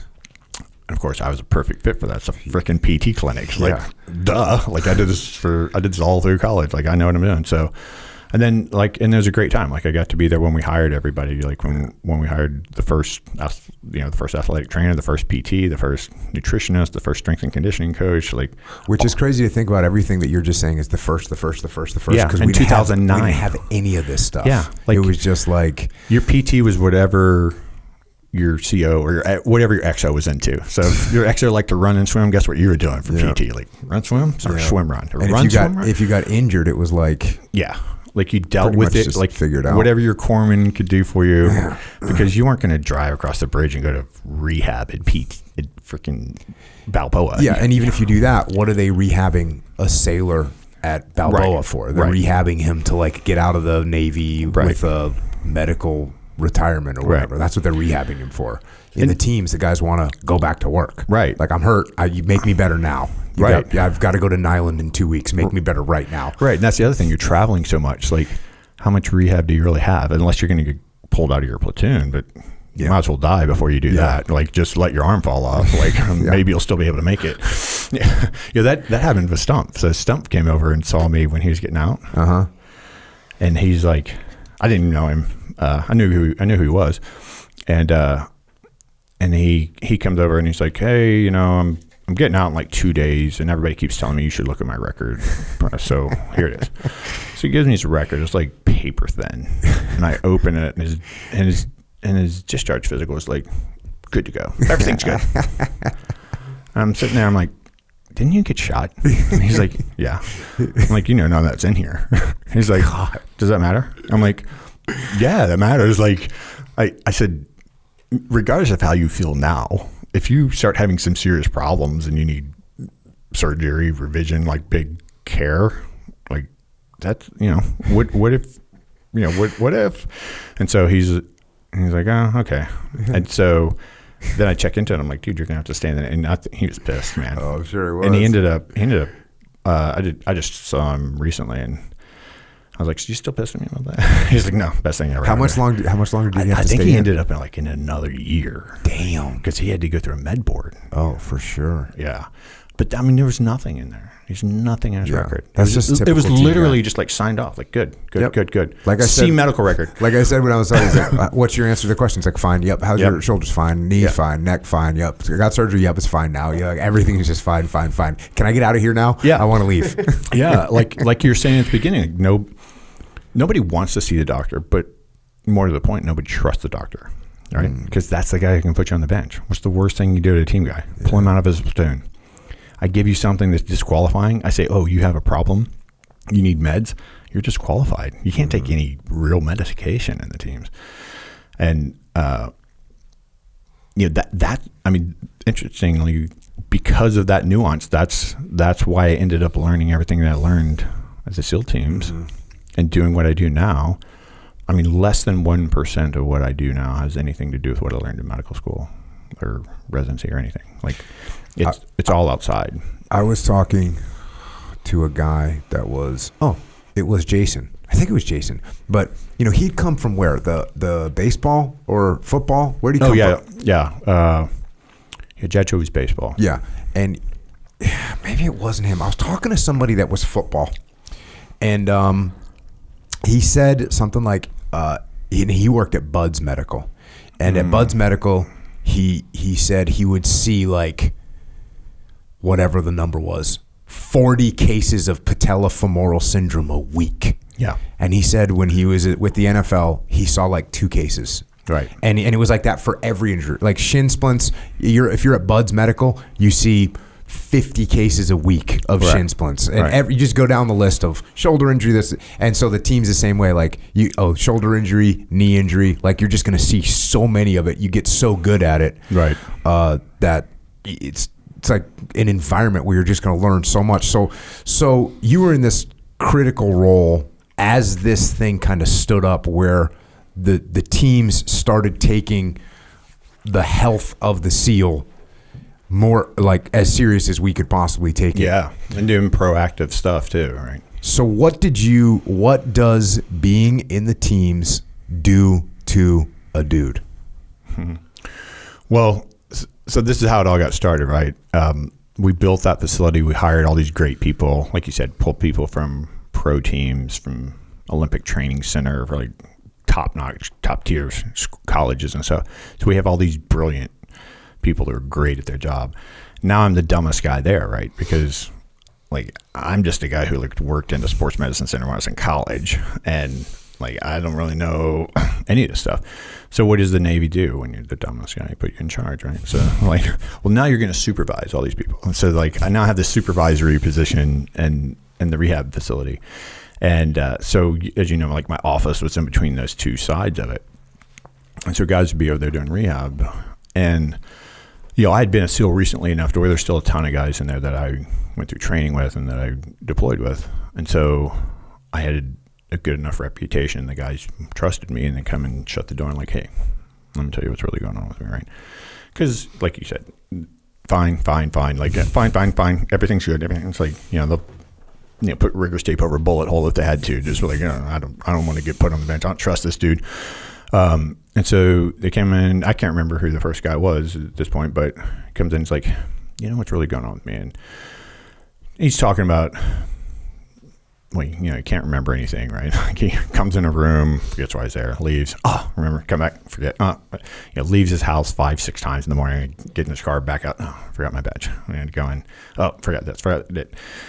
And And then they'd be saying, well, my motivation just sucks. My concentration sucks. I sit in meetings. I can't follow anything anybody's saying. Like my attention span is like 2 seconds, or I can be given the brief and I'm not interested. And but they're team guys. So they're still getting after it, but they don't feel like getting after it. And they're like, basically I'm getting cold or weak or fatter.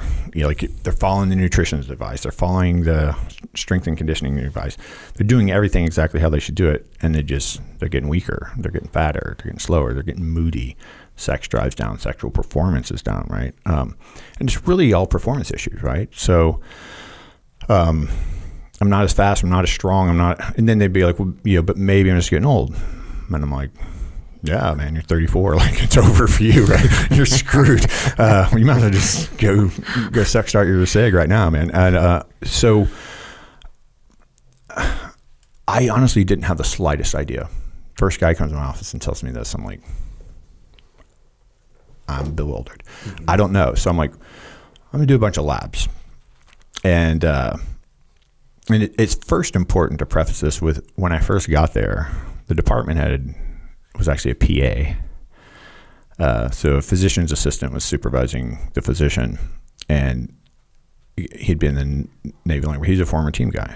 And one of the first things he tells me in his office, he's like, hey, these guys are going to come to you and expect some special treatment. And I'm like, yeah. He's like, well, you can't give it to them. I'm like, why wouldn't I give it to them? He's like, you have to treat everybody the same. I'm like, no, it's in the name. Special forces, like, they get special treatment. Like, we're here because of the team guys. We're not here for tech support. Like, those guys can go to the hospital, right? Like, if we have the capacity, we'll see them. But like, I'm here to help the team guys. He's like, you can't think of it that way. And I'm like, no, we're not going to get along then, because that's what I'm going to do. Like, I'm here to help the community. I don't give a shit. My CO was a supply officer, mm-hmm. right, at Group 1. Like, I don't give a shit what that guy wants. I don't care. Like, I'm here to help my boys, man. I'm going to do what they. So everything I did was in that vein, mm-hmm. and it wasn't popular. Mm-hmm. It wasn't popular. It's popular with the SEALs. It was popular with the SEALs. Yeah.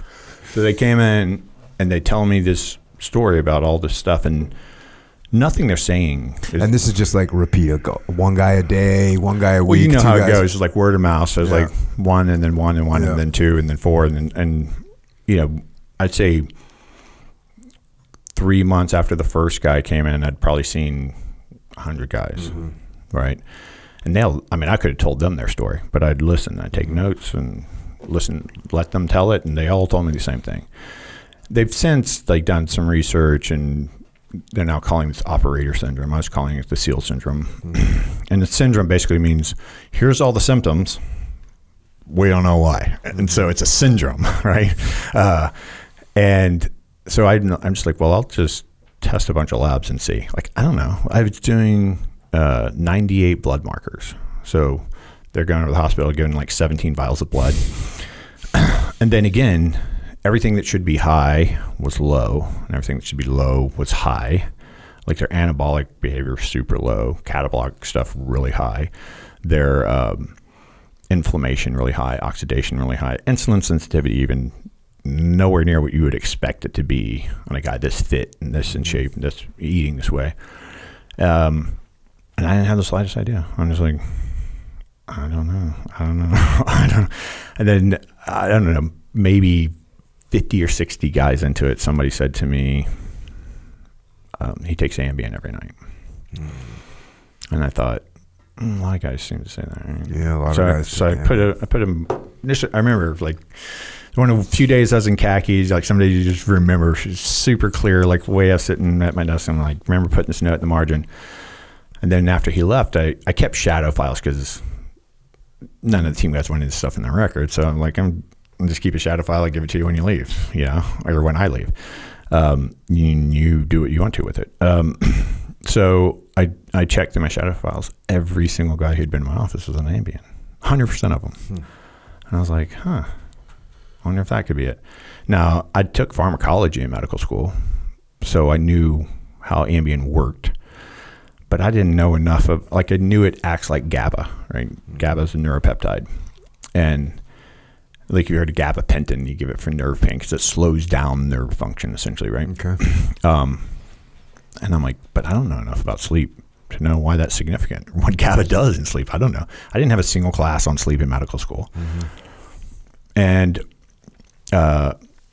you know, the way the pharmaceutical industry works, when they apply for FDA approval, they own the research, and they give the FDA what they want to give them. They don't give them what they don't want to give them. But then if they ever get sued in court, they have to pull up the skirt and show everything. So that had happened with Ambien, like right before this happened. And so they were getting sued. And so now we knew the real side effect profile. And so I just had to learn a ton about non-traditional medicine. I had to learn a ton about sleep. I thought maybe it was adrenal fatigue, like I was trying, which isn't even like a real thing. But that was kind of like the alternative medicine thing. Well, adrenal fatigue, it's like an HPA mismatch. There's some validity to it, but it's really not like the way it's proposed. But I was having some success doing that, like, but it wasn't huge. But I noticed like everybody's testosterone was low, everybody's growth hormone was low, like low, right? But in medicine, like I'm a Western trained medical physician, right? So I know how to recognize and treat disease. What do I do if it's not disease, right? It's within the bell curve, but it probably should be higher, but there's no, right? So the chair at UCLA, the chair of endocrinology at UCLA had done this research where he stratified the bell curve for testosterone and broke it into quintiles, so 80% to 100 and 60 to 80, right? In the top quintile, you had the lowest risk of death from any cause, lowest risk of any disease. Every quintile you go down, it doubles. So by the time you're in the fifth quintile, that's 16 times. You're 16 times more likely to die of any cause. You're 16 times more likely to have any disease. Every guy who came in to see me was in that quintile. Now, if that were magnesium, it would be medical malpractice to not give everybody magnesium and keep them in the upper quintile. But because athletes use testosterone to cheat in sports, it's political, so you don't give that, right? And that's a no-no. So they weren't about to let me give guys testosterone. But then I learned, hey, when you're sleeping, that's when your testosterone's made. Like that's when everything's rebalanced. All your hormones, the most anabolic time in your life is the first sleep cycle, right? You go through your first sleep cycle, and the most of that is deep sleep. Deep sleep has the lowest stress hormones, the catabolic hormones, that you'll ever have in 24 hours, and has the highest anabolic. So most of your repair, right? Obviously, when you work out, you don't get stronger. You get weaker. You damage yourself. When it repairs, it comes back stronger. Well, that's happening while you're asleep. So I thought, once I learned like what goes on when you go to sleep, and what I had going for me was, the teams had already done some great work and already had a great reputation, because this is like 2009, right? 2010. And so I could call up anybody and be like, hey, I read your book, or saw your TED Talk, or heard your lecture. And I'm the doctor for the West Coast SEAL team, so I was wondering if I could train with you or consult with you on clients, whatever. And everybody was like eager to help, right? That's awesome. So I got to learn a lot really quickly. And I started trying to tell the leadership that I thought that a lot of our performance issues are chronic injuries and are, just guys not feeling good, not performing well, not feeling motivated, not being resilient. I said, I think a lot of this is from their hormones. I had the proof that their hormones they have the hormones of an 80-year-old man, and an 80-year-old fat man, actually. And I said, I think it's sleep. Was that everybody was like that? I remember you talking to me. You're like, I was good, and you're like, dude, you're free. You told me I had the testosterone of a 17-year-old football player. I was like, yes, yes. There are some people who just get through, like, for whatever reason they stay resilient, But I obviously have a biased sample, because people are coming to me is because they have problems. Right. So like everybody, so you were just getting me because I was retiring, and here I am. Right, okay, got it. So most of the guys were coming to you. They feel like shit. Yeah. And they're just coming to you like, bro, can you please help me? Right. So then once I figured out the Ambien thing, I started digging into that. Which, by the way, I've never taken Ambien. Yeah. No, you're super unique. Yeah. I had I had the corpsman pull medical records and look, and 85% of our command of the West Coast, 85% of the West Coast SEAL teams had a prescription for Ambien. Yeah, whether or not they were taking it, I don't know. But like my doc, we were on deployment. My doc's like, hey, we need to get. He was like, he didn't even need to tell me, but he was just telling me like, hey, we're out of Ambien, or like we're almost out of Ambien. I got to get more. I'm going to whatever. And I was kind of like, I didn't really think much of it because, like I said, I've never even tried it. I don't even know what it feels like. But guys were freaking on Ambien like it was eating M&Ms, man. Right.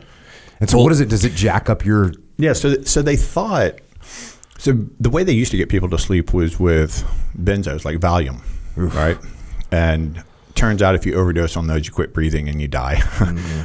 And they're super hard to get off of, right? That's what happened to Jordan Peterson, right? Like super hard to get off of. So they found these Z drugs. So GABA is this neuropeptide that basically slows neurons down, right? So when you go to sleep, one of the primary things that's happening in sleep is your neocortex, so the part of the brain that you think of as the human brain, the wrinkly bit. That's where like all your motor function is, all your sensory and all your processing of that, like your interpretation of the world. That's how you interact with the world, was that part, right? So that slows down and you quit interacting with the world. You quit paying attention. Your senses still work, obviously, right? Because I can turn on the light and your eyes still sense the light and you'll wake up, right? I can make a loud noise, so all your senses are still working. You're just not paying attention to them. So GABA is the primary neuropeptide that's making that happen. So the pharmaceutical industry, the way they work is like, well, if we figure out this one step of this process, then we can supercharge that step, right? So now this is going to bind a GABA receptor, but it's going to do 100 times more than GABA does. And that was benzos. And then the Z drugs were like 1,000 times what GABA does. What's a Z? I don't know. I can't just like another brand name or another form. That's a category. So that's like Ambien and Lunesta, and there used to be a third one. I can't remember what it is. And these are like 1,000 times? That's 1,000 times the effect of GABA. So what was happening is it's just dissociating people. So they would take this and basically they quit interpreting their senses, but they could still be awake. And so the reason they were getting sued is people were like driving down and doing lizard brain stuff. They're driving down picking up prostitutes. They're driving down and eating, oh God, $50, $100 worth of fast food. They're going to Vegas and gambling their life savings away and mortgaging their house and wake up the next day, they don't even remember it. They have no recollection of it whatsoever. And so that's what they're getting sued for. Is it somewhat addictive too, Ambien? Well, it is for this reason. So the first thing that happens, obviously, the blue light goes out of our eyes. That makes some changes in our brain, and melatonin gets secreted. Everybody's heard of that. That's a hormone in your brain, and that's like the initiation of everything, right? That's as Matt Walker calls it, the starter pistol, which I think is a great metaphor. So that initiates everything. And then one of the primary things that happen is GABA comes in and slows down the brain. You quit paying attention to your environment. Your body temperature goes down, and like that's what makes you feel sleepy. So, if your body's a really smart machine, right? It's efficient. It's not going to do anything it doesn't need to do. That's why if I give you testosterone, you quit making testosterone. Why the hell are you going to spend energy making it? You're getting it for free. So if I give you GABA and it's having 1,000 times the effect of GABA, or I'm sorry, if I give you a Z drug, it's having 1,000 times the effect of GABA. All the receptors for GABA, we only need 1/1000th of them, right? Because you have all of this freaking GABA everywhere. It's like you don't need all these receptors, So what happens is you downregulate receptors, and now you quit taking that. You're GABA deficient no matter how much GABA you have in your brain, because you need 1,000 times what you would ordinarily have just to be normal now, because you have so few receptors. And then the receptors take 6 to 8 weeks to come back. Nobody can wait 6 to 8 weeks to start sleeping again, right? So they're really hard to get off of too. So that's why the Ambien becomes addictive. Yeah. So people can't quit it because it's just making them normal. It's the same thing when people take 50 milligrams or even 10 milligrams of melatonin. It's like, your brain only makes about 6 micrograms from the time the sun goes down until you wake up. You're taking 10 milligrams all at once. way more than you're going to down-regulate receptors. And now when you quit taking melatonin, you're melatonin deficient because you don't have enough receptors. How long does it take to get back to where you're producing melatonin again? Well, you're still producing it. It's just like you're producing a normal amount with maybe a 10th or 1/100th of the receptors. So you're deficient because you need both. It doesn't matter how much. Do you get them back eventually? The receptors? Yeah, it takes like 6 to 8 weeks. SSRIs are very similar. Like they're working on serotonin reuptake and they're working on receptors, and it takes like 6 to 8 weeks to really start working, and it takes 6 to 8 weeks to recover from. And guys that do testosterone, do you ever start making that again if you're on testosterone? It depends on how long you're on and what you do while you're on it. Right. So there are things that you can do to maintain testicular volume and function. Most doc in the box guys don't do this. They're just like, here's your testosterone. And most of the guys that I end up seeing, they're being seen by some guy who's giving them like 200 or 300 milligrams once a week or once every 2 weeks. Mm-hmm. So they're getting like this huge surge. They're going super physiologic for a few days. They turn into a caveman for like 2 days. And then they downregulate their receptors, and that testosterone gets converted into estrogen. And estrogen is the signal in your brain to tell your brain how much testosterone you have. So if your estrogen's high, your brain assumes that's from testosterone. So now you quit producing as much testosterone. And so they get this peak. Now they downregulate their receptors, right? And they downregulate their own production. And so after a few months of that, once all the receptors have changed and all the physiology has changed, now they're super physiologic for maybe a day or two, and they're normal for a day or two, and now they're low the whole rest of the time. Some guys, that's 2 weeks. And so they'll always come in and be like, hey, I started this and I felt great, and now I feel just like I did before I started. And I'll say, how much are you taking? How often? Like, yeah. Are they looking at your DHT? Are they looking at your estrogen? Are they looking at your sex hormone binding globulin? Are they looking at anything other than your testosterone? Are they even looking at your free testosterone? Because total testosterone really doesn't matter. How much of it is available? And so, this is true with every hormone. Any hormone I give you, you're going to quit making it. Now there are things that I can give you that will cause you to keep making testosterone while you're taking testosterone. It's not perfect, but those guys that can come off of testosterone and probably be okay. They're still going to be bad off, right? Because they weren't able to make enough when I met them. Yeah. So now they're going to be a little worse than that when they get off. And so like what I was doing with the team guys is I was first doing it with like all supplements. First I was getting guys to sleep and getting them off of Ambien, right? And that just came from me. And I couldn't just say quit taking your Ambien, because our community, if 1 is good, 2 is better, and 3 is probably great. So they're taking like 3 Ambien with. So they're taking 7. Yeah, they're taking 3 Ambien with like a couple of cocktails, and then they're waking up at 4:30, not intentionally. They're waking up at 4:30, and they're like, can't go back to sleep. So I'm going to go into the gym. I'm going to work out really hard today. I'm not going to take any breaks. I'm going to work all day. And when I come home tonight, I'm going to be tired and I'll go to sleep. I'm like, all right, how long have you been doing that? I'm like, 3 years. Keep going. Like tonight's the night, I think, right? Like obviously it's not tired. Obviously it's not working, right? And so like once I learned how Ambien destroys REM sleep, so like 80% of REM sleep goes away, and it knocks out about 20% of deep sleep. Alcohol does exactly the opposite. So destroys deep sleep, gets rid of about 20%. So when I sent these guys in for sleep studies, 99.9% stage 2 sleep. So they weren't getting any deep sleep, any REM sleep. Do they wake up in the morning and feel like shit? Yeah. How do they even, I don't even know how they survived it, honestly. Like, and that's one of the things about medicine, proves to you how little we know, because that should kill them, right? It should kill them in a couple of weeks, because that's the same as getting no sleep, you would think. But this is what, the Ambien lawsuits kind of were fortunately out to where I could learn all that. And so I couldn't just take away their Ambien and alcohol and say, suck it up, buttercup, right? Like I had to give them something. So I did some research and came up with a bunch of things, and they were having to go to all the, it's pre-Amazon. So they're having to drive around to 3 different stores and get all the ingredients and try to travel with it. And it was a pain. And so, they really harangued me into making a product out of it, to make it easier for them. So I figured out that sleep was a huge component, and that was causing probably a lot of their low testosterone. And then there's things I can give you, like the precursors to testosterone, like DHEA. And you can do a form of DHEA, 7-keto-DHEA, that can't be converted into estrogen.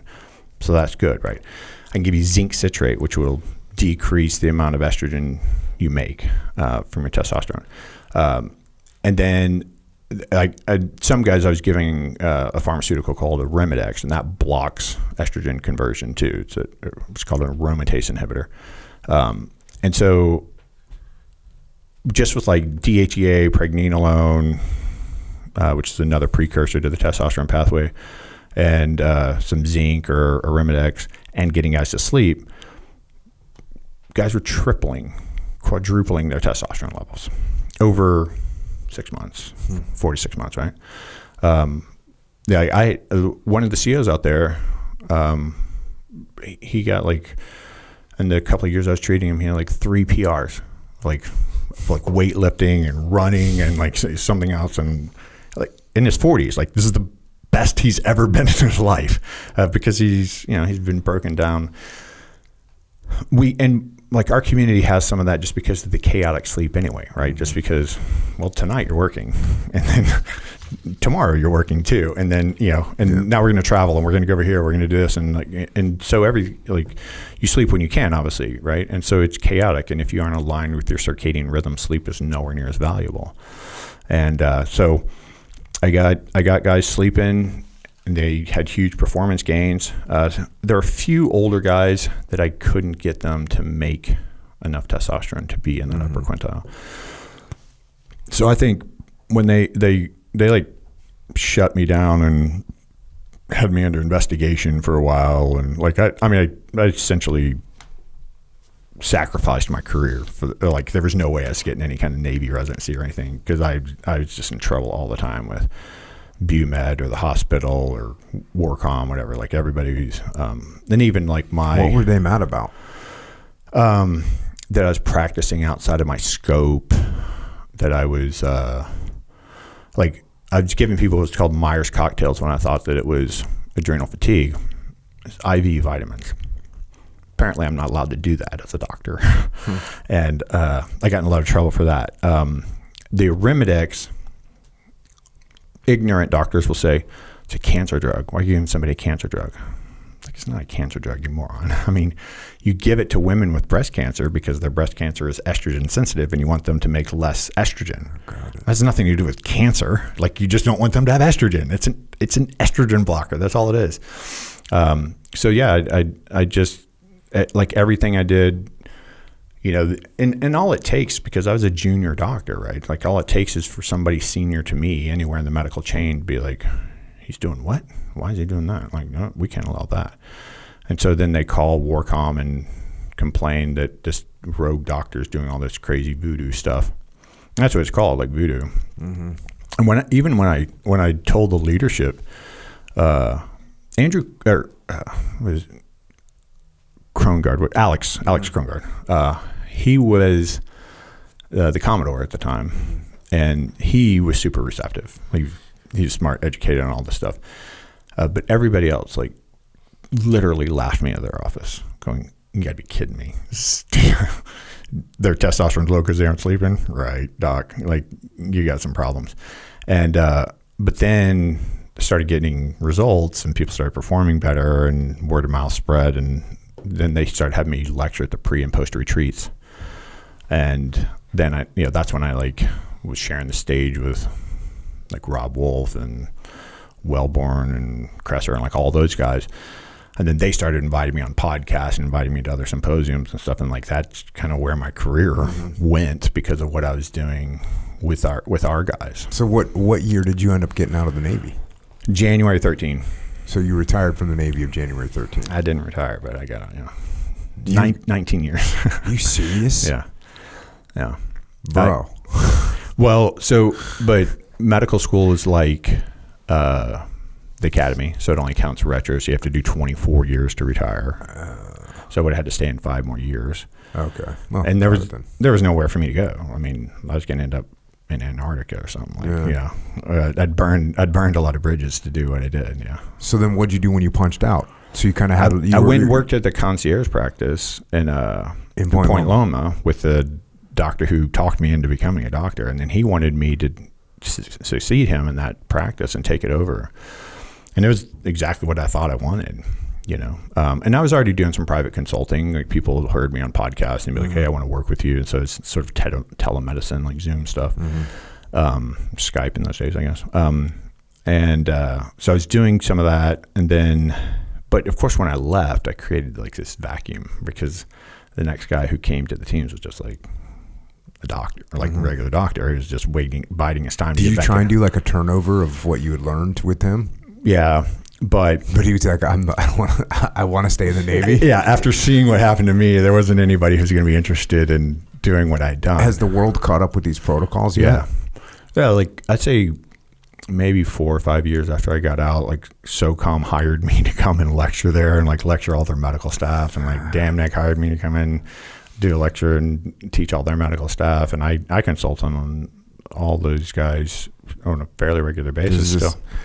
B.H. Liddell Hart, who wrote the book called, he wrote countless books, but he's a World War I guy, fought at the Somme, and he wrote the book that I love called The Indirect Approach. But one of the things he says in that book is the first person with an idea, if they stick with that idea and they hold on to it, guess what they become? A martyr. So and you look out throughout history, like if you have an idea and you're like, hey, this is the way it should be, you end up a martyr. And that's kind of like what happened to you, because it takes a while for ideas to get accepted. He rolls out this one example with the major changes that have been made to warships over the past, whatever it is, 200 years.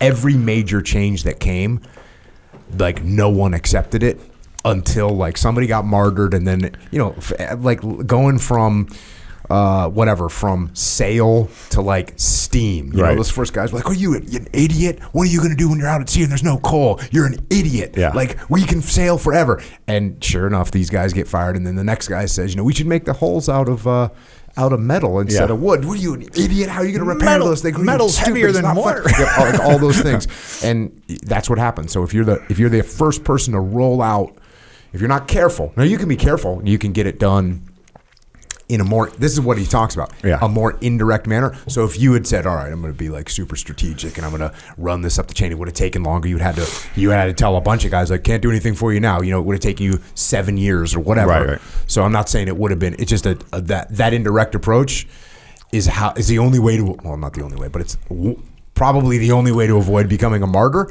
But for you, you're sitting there looking at people that are hurting, and you're like, all right, I'm going to help these guys. And that's what it is. The guys need help right now. Yeah. Like, it's totally worth it. Like, I was fully aware of what I was doing. Yeah. I'm not whining about it. Like, I knew what I was doing at the time. I had a quote taped to my monitor from Buckminster Fuller. It said, "Never fight the system. Create a superior system that makes the old one obsolete." And so it's like, all right, that's what I'm going to do. I'm just going to do the right thing. Because I learned all this stuff from other people, right? Yeah. It's not like I invented what I was doing. I mean, I had a few novel ideas, but for the most part, like, I learned all this from other people. So this was going on in the world. It just wasn't going on in our world. Mm-hmm. And now it's in our world. Like, you know, but I left this vacuum when I left. And so all these guys kept coming to me, like when they got out, especially. And I don't know if you, do you know anything about the Honor Foundation? Yeah. I mean, I definitely know about it. Yeah, for sure. So Joe Musselman I've spoken there a couple times. Yeah. So Joe Musselman was the guy who founded that. He's the guy who didn't make it through BUD/S. And he wanted to do this educational component of it. And I'd seen enough team guys like, these guys need a medical rehab that year too, right? So like, educate them for a year, but like, let's get them in medical shape first so that they can actually learn, so they can remember, they can sleep, they can, right? And so they're not emotional wrecks and, you know, racked with anxiety and all this other stuff. And so we pitched, that's how I got back involved with Dr. Rice, the guy who taught me in medical school. Is he had this great clinic in Point Loma. It's huge. And he had very few patients. And so he had the clinical space, and we were like, so we pitched him like, hey man, could we run like this pilot program through here? And we were trying to raise money for that. And the money just wasn't there for the medical because it's too expensive. But we did like, I think we did like 10, families, like team guys family or something, proof of concept. And then I ended up working at the clinic instead of just doing. My plan was to do that, like to build that, because everybody was calling me anyways. Like all the team guys were calling me anyways, and they still to this day. Like I'm always managing 50 guys, and one, they trust me. Two, I know our community better than anybody, and I know what they need. I know what their problems are before they even know what their problems are. And so I was. Like that's kind of been my philanthropic work. It's just like I just kept. Do you do that for civilians as well? I do it for civilians, and they pay me. They pay me a lot so that I don't have to charge the team guys. Right. And up until just recently, like I'm on a bunch of different advisory boards for the nonprofits who are trying to help our guys out. And so I've never charged any of the team guys for my time, but they have to pay for their meds because they're not, it's not coming through TRICARE. And so now a lot of these foundations are paying for their meds. And so in the last couple of years, like it's gotten a lot better, and there's even, I haven't seen any, but there's other doctors that are doing this work with these foundations, and they're treating some active duty guys too. So, and then you ended up making your sleep supplement too. Yeah. So actually when I was at the clinic, when I was at the concierge clinic, is Life Wellness, by the way. Give him a shout out, maybe. Life Wellness in Point Loma, still active, Loma, still rolling. Still there, yeah. Life Wellness Institute, I think it's called. So I worked there for a year, and I mean, I just had so much. There's so much demand for my time, and like, there's no way I could do what I needed to do. The team still hadn't caught up. They still weren't doing anything about sleep. And so the guys were just kind of haranguing me into like, dude, just make it a product. Like, how hard is this to do? I'm like, all right. So I'm like, I'm going to step away from the clinic for a year. I'm going to start the sleep supplement. I'll just live off of my consulting.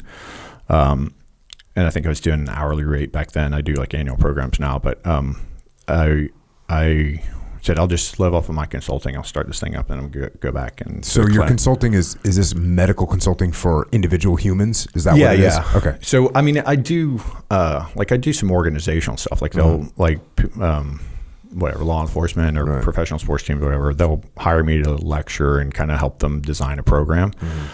But you're talking about like, hey, I want you to help me feel better. Yeah. And so here's my money. Yeah. So now I do annual programs. People can only do a year. Like I don't do multiple years. Like I'm going to teach you everything you need to know in a year. You have to have another doctor because I'm not your primary care doctor or whatever. Yeah. You got a cold, you have a broken leg. Like that's not me. So and what I do is performance. Like I didn't call it that at the teams, but if you think about it, that's exactly what it's doing. It's performance, right? Like, none of these guys had a disease. They just weren't performing like they felt like they should perform. And so, that's what I do now. And so it's mainly like, big executives or entrepreneurs traded their health for wealth for 20 or 30 years. Yep. And now they had like a big exit, whatever. Like, they sold their company. They got $100 million. They don't care about money. They want to buy that health back. They want that health back. They want to be Division I athletes again. And I'm like, pump the brakes, Sparky. Like maybe we can drop 40 pounds of fat off you in a year and get you back into being able to be physical. And, yeah. So I charge those guys a lot of money, one, to make sure that they're motivated, and two, just so that pays for me to treat team guys. Right. And then, like right before, I'd say like a year before I got out, I was at a conference where a guy was lecturing on TBI, and I had at least one guy I knew that had TBI because this is what we thought about TBIs in this time. So if somebody hadn't been knocked unconscious, then you didn't think they had a TBI. So then I went to this guy's lecture, and he was working with pugilists and some NFL guys. He starts throwing up his case reports and like looking at their blood markers. I'm like, that looks exactly like my guys. Are you kidding me?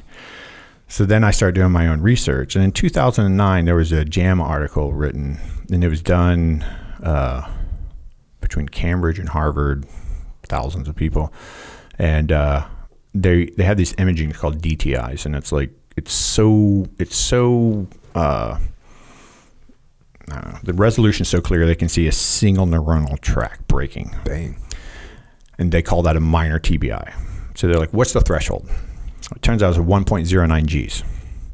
They got that from the 1.09 Gs can cause a minor TBI. a minor TBI. They were getting that from the acceleration changes on a roller coaster.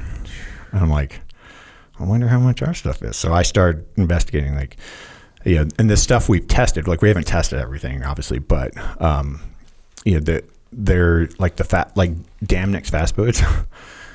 They average 60 Gs for hours. They peak over 100 Gs. So they're just like, boom, head injury, like every freaking wave, right? And then I started learning about overpressurization TBI, right? That's going to be great. And so I don't know what the threshold is for that, but it's something close to the 1.09 Gs, right?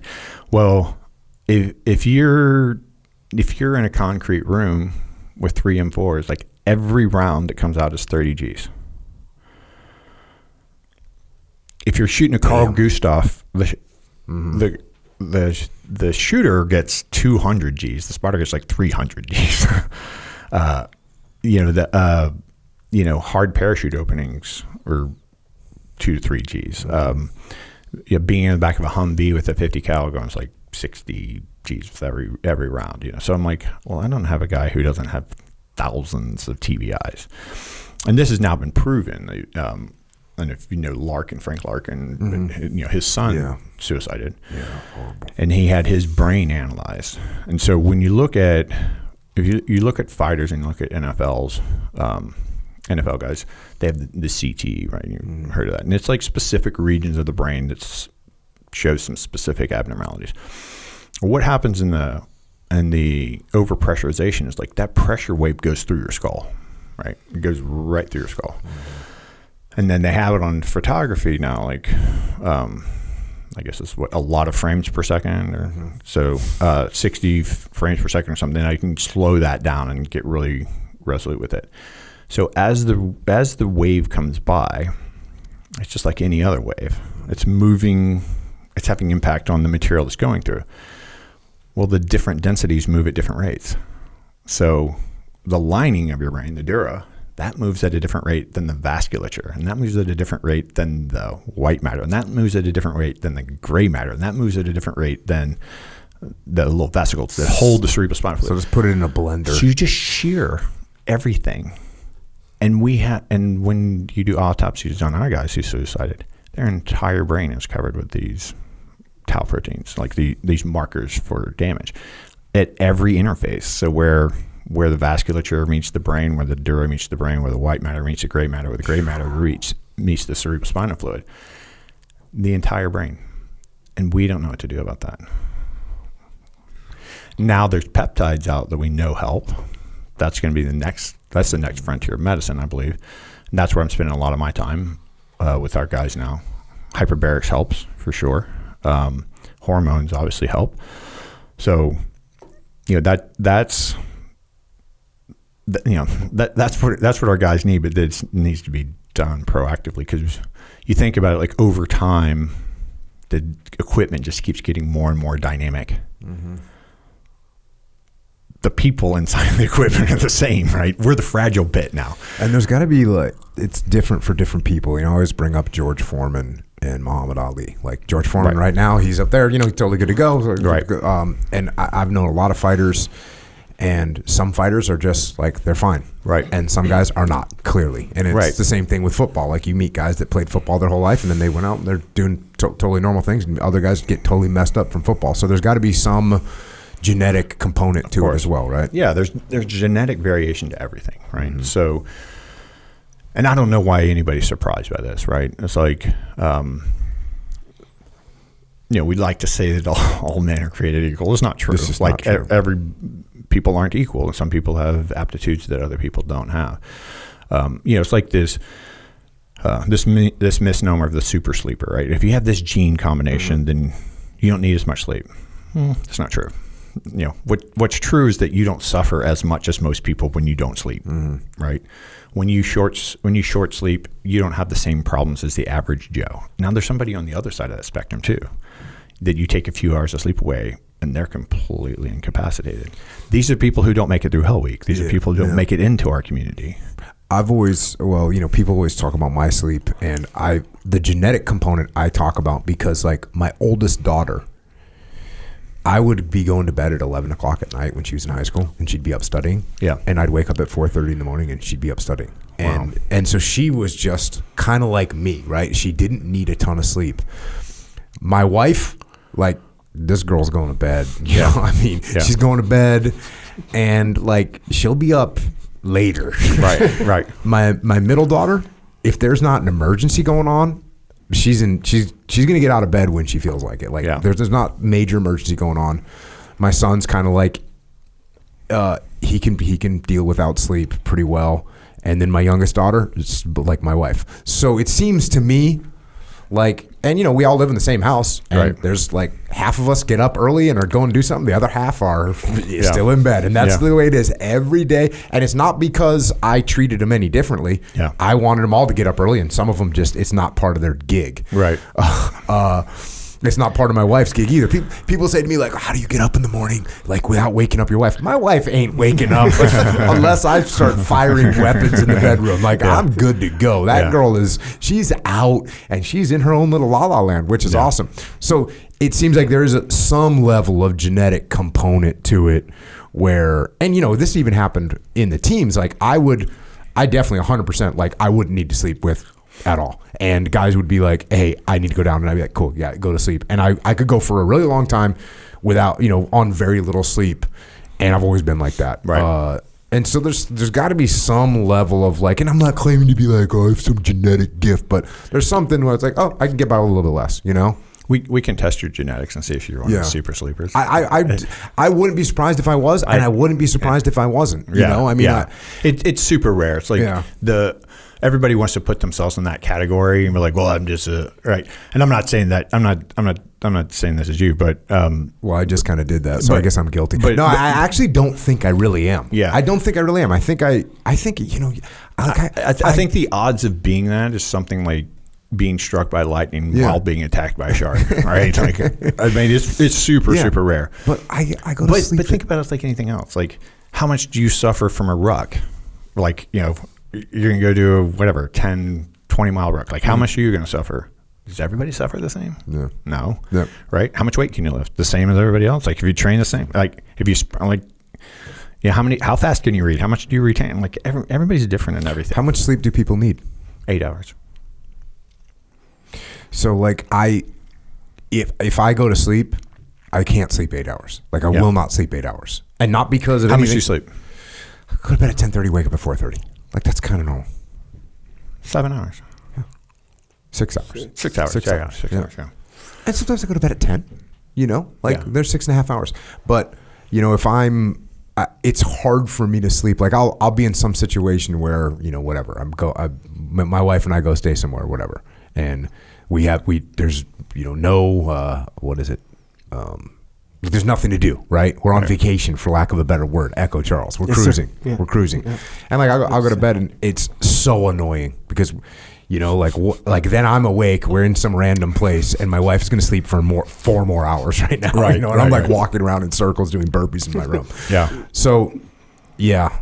It'd be interesting. You know what else was an interesting sleep experiment? The ARG. Did you ever do an ARG platoon? No. So ARG platoon, I narrowly avoided one. You go out on a ship, and when you're out on a ship, you have no job. As a SEAL, you have no job. And you're in this weird compartment where it's just dark if you, guys. And I had a guy in one of my platoons. He would sleep for days. Like seriously. And he was also a guy that probably had some kind of a sleep disorder because he would fall asleep on patrol.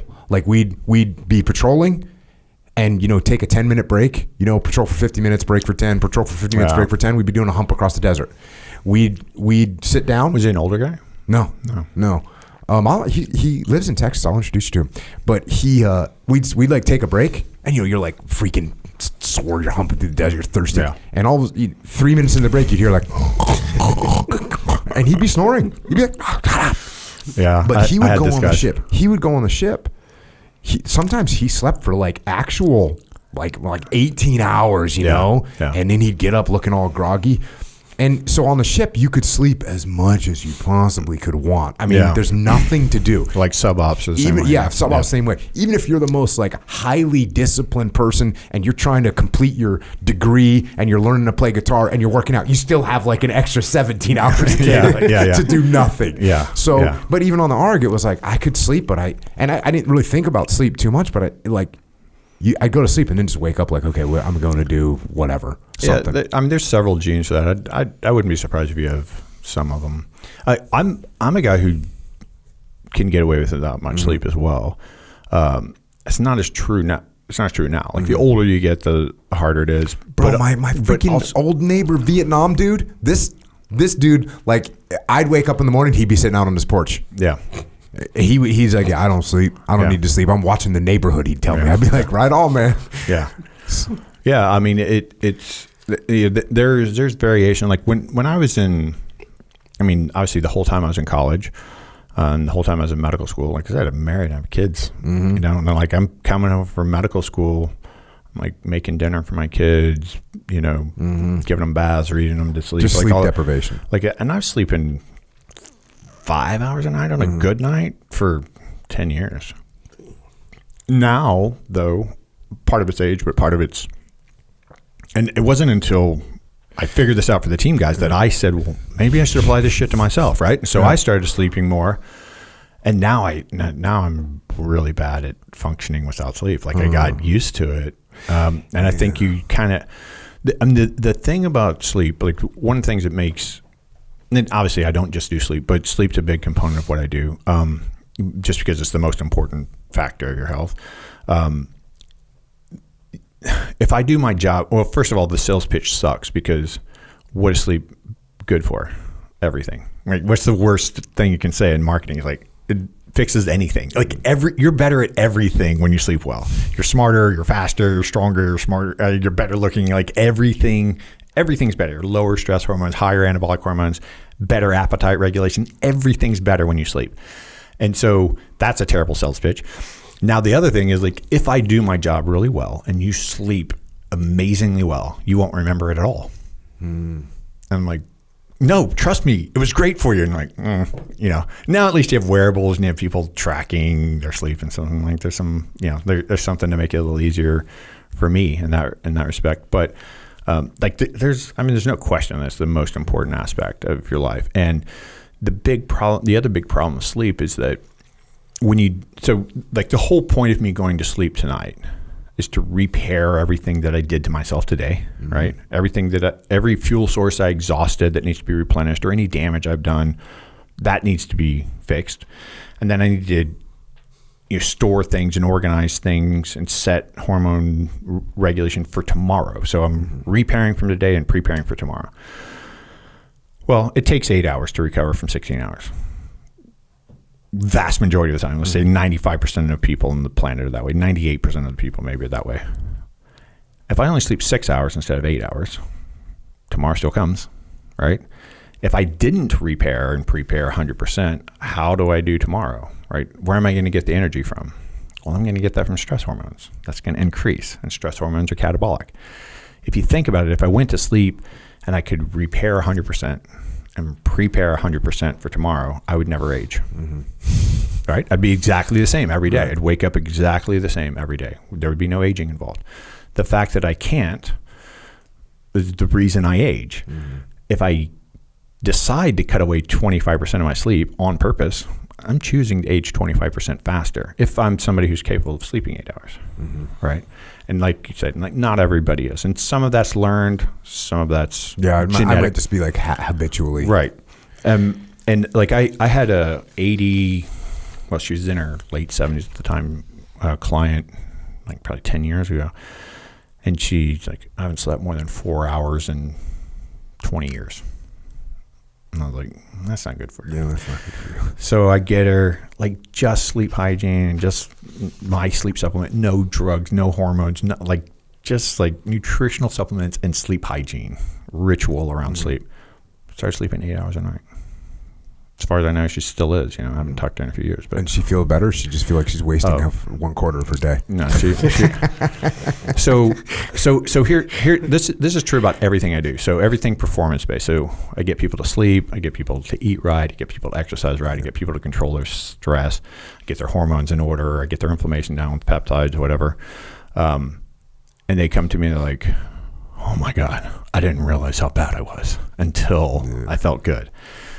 And that's like a month into her. And then another month later, oh, no. Now I feel like I used to feel like now. And then it takes like 3 or 4 months of like really good behavior to realize how much you've lost, because our awareness, like I said, our awareness of sleep isn't there.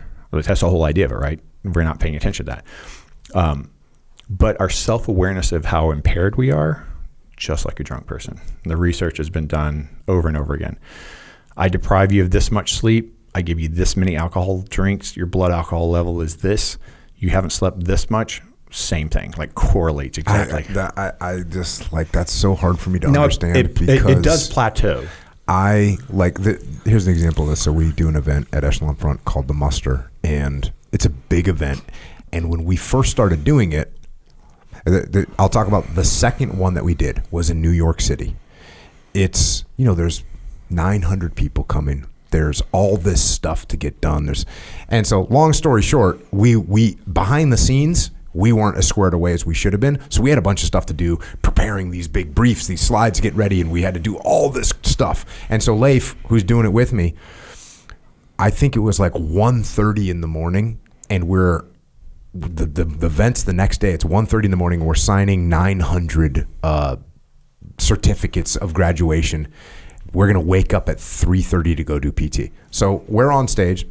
I'm on stage with 2 hours of sleep. Yeah. And I'm answering questions. I'm giving presentations. And that day is like, we get up at 3:30, we PT, we go 4:30, the group comes and PTs, we get up on stage, we do all day. Same thing the next day. The next day we got other stuff we got to do. We get no sleep. And bro, we're on operations. We used to, like, going on an operation, especially in Ramadi, you're planning. Right. And I'm saying, especially in Ramadi for me, because we would plan with the Army. We got to go check in. We've got Iraqis. We've got all this stuff going on. By the time we go in the field, we haven't slept. Right. I remember being so happy to go in the field because I can finally sleep for like 3 hours. Yeah. Under a bush on rocks and cactus. Yeah. And so feels great, yeah. I've been drunk before. Right. And I wouldn't trust myself to like get up on stage. Right. And if I had, I think I could probably have 4 drinks and still like present at the muster. It'd be a little bit extra. Yeah. But if you got me to like 6 drinks, it'd be a different event, right? And it wouldn't be good. Right. So that's a little bit. Is that some kind of an exaggeration? Acutely, you can compensate, right? So if you think about, so you have the autonomic nervous system, right? Mm-hmm. You have the parasympathetic and sympathetic, and the maximal sympathetic output we call fight or flight, right? So when you get up into fight or flight, what happens? You become superhuman, right? Your pupils dilate, you start taking in a bigger field of vision, right? Your lungs expand, you start taking in more oxygen, your blood pressure goes up, your peripheral perfusion goes down, so if you get cut, you don't bleed to death. Your reflexes get faster, you release a bunch of glucose, you have more endurance, more strength, faster reflexes, you're superhuman. You don't feel amazing because you're scared, right? But you feel alive and ready, right? Yep. And you're like you can react to everything faster. Why don't you run around like that all the time? Because it's catabolic. You're using yourself as the fuel source to get away from the danger, because it doesn't matter if that's what I do in those events. Yeah. So it doesn't matter if you can digest your food. It doesn't matter if you can fight off infection. It doesn't matter, because you need to get away from this threat before any of that matters. So you're going to marshal 100% of your resources into that. So that's what you're doing. You're digging into the well or whatever. You're digging in. Now, if you recover from that, and believe me, not a big deal. Like, we have gone through great lengths. Like, now at the muster, everything is just so well oiled. Right. I mean, we're going to bed at 9 o'clock at night. We joke about it. We're like, all right, 8:30, I'm getting ready to go to bed. Like, we love that. It's this is to support what you're talking about. I know this 100%. If I don't get, I actually, when I'm going to an event, like if I'm going to speak, sleep a little bit less because it makes me more amps you, engaged with what's happening, even more emotional. Like Right. I will be more emotionally engaged if I'm super well rested. I'm just kind of like, cool, like everything's good. And I'll tell you another thing that, well, you already mentioned it. Like if I'm eating like crap, bro, my sleep, it's a disaster. I feel like crap, Right. but the sleep is crap, and that's a disaster. The other thing is when you talk about stress, I mean, I don't stress about a lot. Like even like, and I think it's you get used to in the teams, like what, I wrote about it in this book, like what you got to know what to worry about, what's important and what's not important. And for me, the list of things that are important is this list that has like 4 things on it. It's like, Right. is my family healthy? Right? Like, okay, like that's something but hey, they're healthy, so I'm not stressed about that. I can't, like, there's nothing else in the stress box that I'm really like, because if, what's going on? Oh, this product's coming out. Okay, well, what if the product fails? Okay, then we'll do something else. Yeah, like so I think I'm pretty good with keeping myself out of the stress zone, eating good. When I eat like crap, I feel like crap. Look, and pizza's you got to look at some pizza, like whoever invented that, like what an evil bastard, and chocolate chip cookies all 9 yards. So like you get that, but I'm lucky. I don't like pizza. Never have, man. I didn't like it until I was like 10. But like my wife, man, she made this. My wife is the best prime rib in the world. Like it's the world-class prime rib. And somehow she triple ordered or something over Thanksgiving, because we eat prime rib for Thanksgiving. But we thought we were having people didn't show up, blah blah blah. So we had just massive hunks of prime rib. Yeah. And bro, I did like almost a carnivore thing for like 4 or 5 days, and then she cooked another one, and man, I felt so good, bro. Just eating like one big slab of prime rib a day. Yeah. And I just was like, so good diet. And then the sleep works out, so everything matters, right? Yeah. Everything matters. You and I are very similar in that I don't stress over anything either, and by and large, I think it's because I don't really remember. I don't remember all the stuff I have to do. If I could remember all of it, I might be stressed. But stress hormones get a bad rap because everybody thinks of that as negative. It's not negative, right? With no stress hormones, you die, right? Like stress hormones keep you alert in proportion to your environment. So if you're doing something that's really intense, you want to be able to stress, right? You want stress hormones because that's got adrenaline, noradrenaline in it, right? That's amping you up, making you feel good. That cortisol is helping you. It's releasing blood glucose and stuff, like stored glycogen into blood glucose. So it's making you feel better. It's making you sharper, right? Like there's some things that's making you sharper. Now it does impair the prefrontal cortex a bit, which is like your executive functioning. So you don't want them to be too high, because like you think about, if you're in a fist fight, can you remember your phone number? Like probably not, right? Because like your prefrontal cortex, that ain't working. Like you're not going to be planning your next trip or something while you're in something stressful. That's one factor. Now another factor is if you sleep really well and if you don't stress a lot during the day, even if you short sleep, it's not as big of a deal, right? Because the quality of sleep is keeping your stress hormones lower. Like the lowest your stress hormones ever are is when you're in deep sleep. And of course, they peak somewhere in the afternoon. Like I've heard 11 to 1, 1 to 3. Like it seems to be somewhere around noon to 1 in most of the people I test. That as that peak goes up, people are feeling more and more alert. Their body temperature is going up. There's all sorts of like good physiological things going on, but people feel better under more stress hormones. Now you can go excessive, and it becomes negative. But just the fact that you're not somebody who stresses a lot, like one of the biggest things I do, and I can put out a link for you if anyone in your audience wants to check this out. It's like it's a PDF on my website, but I can like do a lander for, we'll do DocParsley.com. Jocko.com. /Jocko or something, like but people can download this. The most powerful thing I do is seems ridiculous. Have people take a piece of notebook paper and like draw a line straight down the middle. And it's like on the left side you write to do, on the right side it's to worry. So to do list is as far out as you're likely to worry about, right? Like me, I never really got out of bed. So I'm kind of like one evolution at a time. Like maybe I'll plan 2 or 3 days ahead. Like I'm not somebody who's going to be worried about something a month down the road, but some people are. So as far out as your to do. To worry is shit you don't have any control over, but you know you're going to worry about it, and you don't want to forget to have the opportunity to worry about it, so you put that on the list. And then, there's some other stuff about setting alarms and getting ready and all this stuff, but the big thing is when you go to sleep, you realize, first I have to convince you of this, you have to convince yourself of this, that the best you're ever going to be at handling that list is after you slept well, right?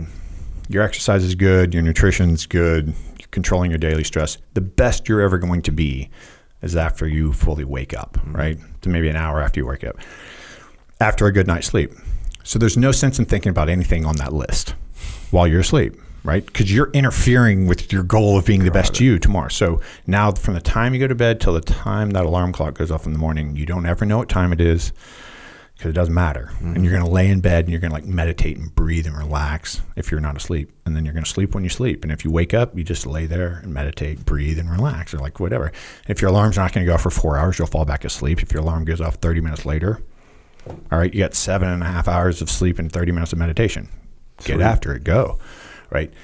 So you kind of have that built in naturally. And I think a lot of team guys do, because you go through some really stressful shit relative to you get out in the entrepreneur world. It's it's kind of stressful, but if I fail, I can just start something else. If something collapses, it's not really that. I'm not getting shot at. I'm not cold. I'm not wet. It's just a different scene. So I think that's why you're experiencing what you're experiencing. Now, the other thing too to remember though is if somebody goes out for a drink, right? They meet their buddies at a bar. They're I'm going to stop by, chat for a little bit, and take off. So I'm just going to have one drink because I don't want to drive drunk, right? I don't want to be impaired. And then somehow they end up having 2. I'm like, well, maybe I'll have another. And then by the 4th drink, they're like, I'm fine. I can drive home. Where did that decision making shift? At some point, you lost awareness of your impairment. You became more impaired, and you lost your ability to recognize that you're impaired. Sleep deprivation is the same way. So you wake up and you're just I feel good, because the stress hormones are making you feel good, right? You're impaired though. We just know, it's unavoidable. It's just like putting alcohol in your blood, putting stress hormones in your brain, make your prefrontal cortex not as active. Now there's a little bump where it's actually better, right? Because you're adrenalized. You can't do everything better, but there's some advantages to certain behaviors. But then it goes too high, and it's really impaired, right? You think about somebody who's super anxious. Are they good at anything? Yeah, it's a bummer. No, they can't be good at anything because their prefrontal cortex is impaired. That's what anxiety really is. You don't trust yourself. You don't trust yourself to make a decision because you have a bad track record of making good decisions or something, and so you don't trust your ability to do it. And now that stresses you out even more. And so it can be a death spiral for a lot of people because, like I said, if you don't get enough sleep, then you wake up the next day with more stress hormones. Well, the absence of stress hormones is what allows you to fall asleep. So if you're running around with 20% more stress hormones than you need, now when you try to go to sleep, you're 20% higher than you should be, and it might not be low enough to fall asleep.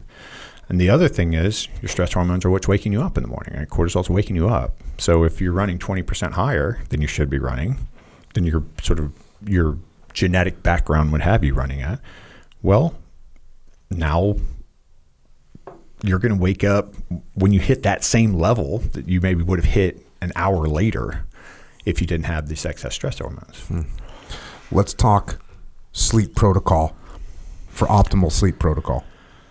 So, like I was talking about earlier, you just think about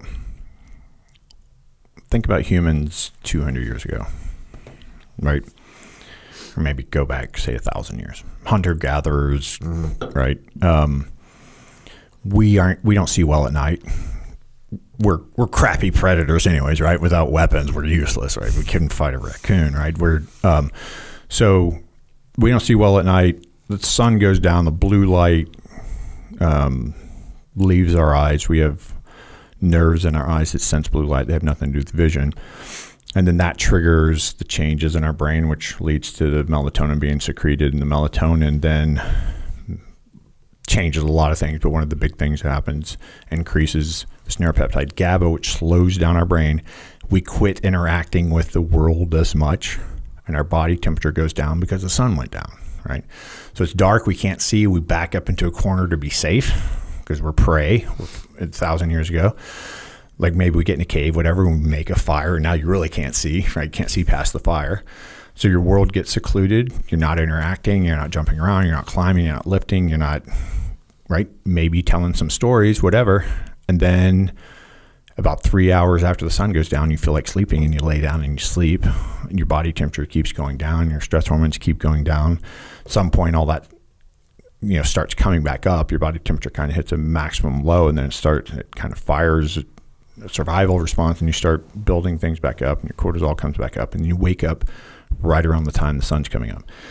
You don't wake up because of the sun. You're just coincidental, right? Like, because that's how you're wired. Like every mammal on this planet uses the sun as its cue when to be awake and when to be asleep. So that's how our ancestors did it. The closest you can get to that, right? That's what sleep hygiene is, right? Everything you read about sleep hygiene is that, right? So blacking out your windows. Yeah, because you don't want the light.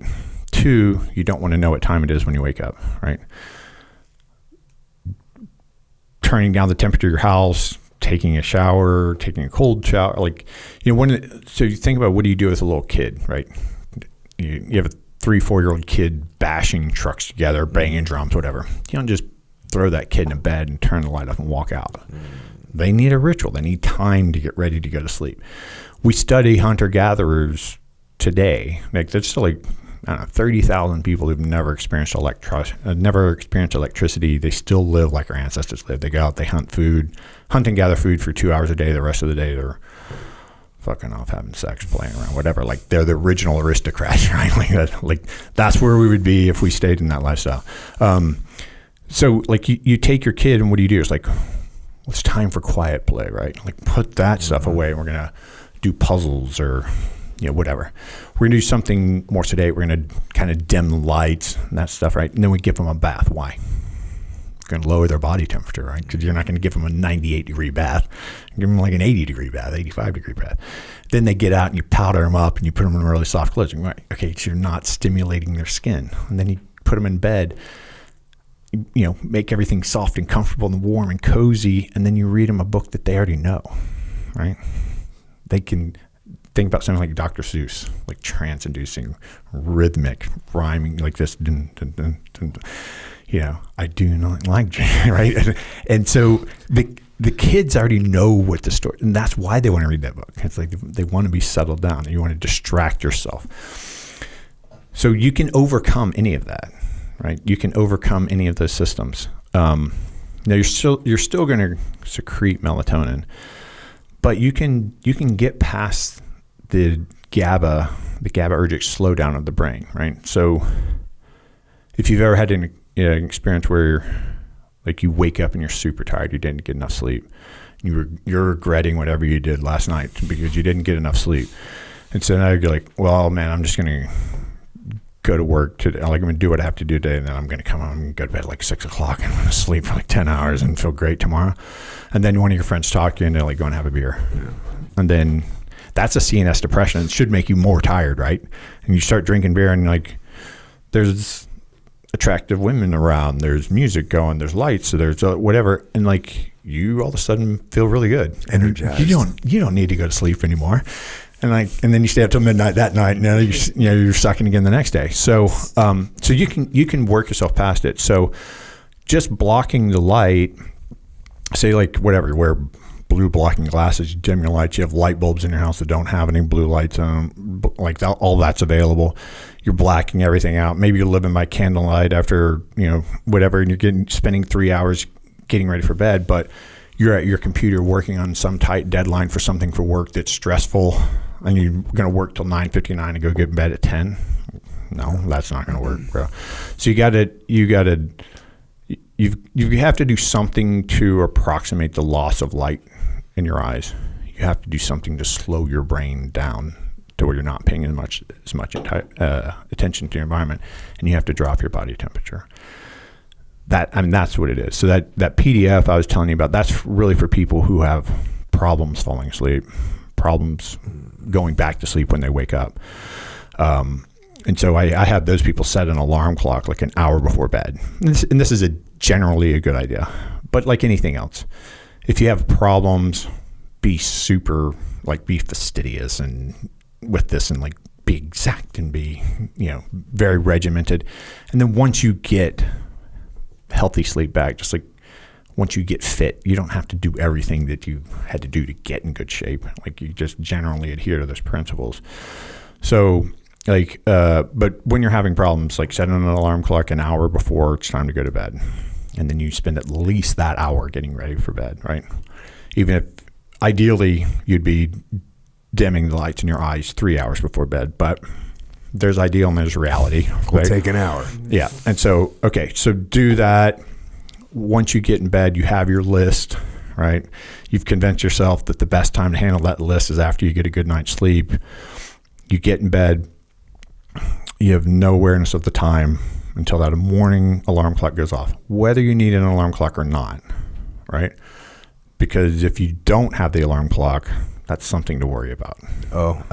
Here's a Jocko admission. If I don't have an alarm clock and there's if I have to be at work or I have to do something and I don't have an alarm clock, I literally will not sleep. Yeah. I will just sit there and when I first started traveling and lecturing a lot, I was petrified I was going to oversleep and not make it to some lecture.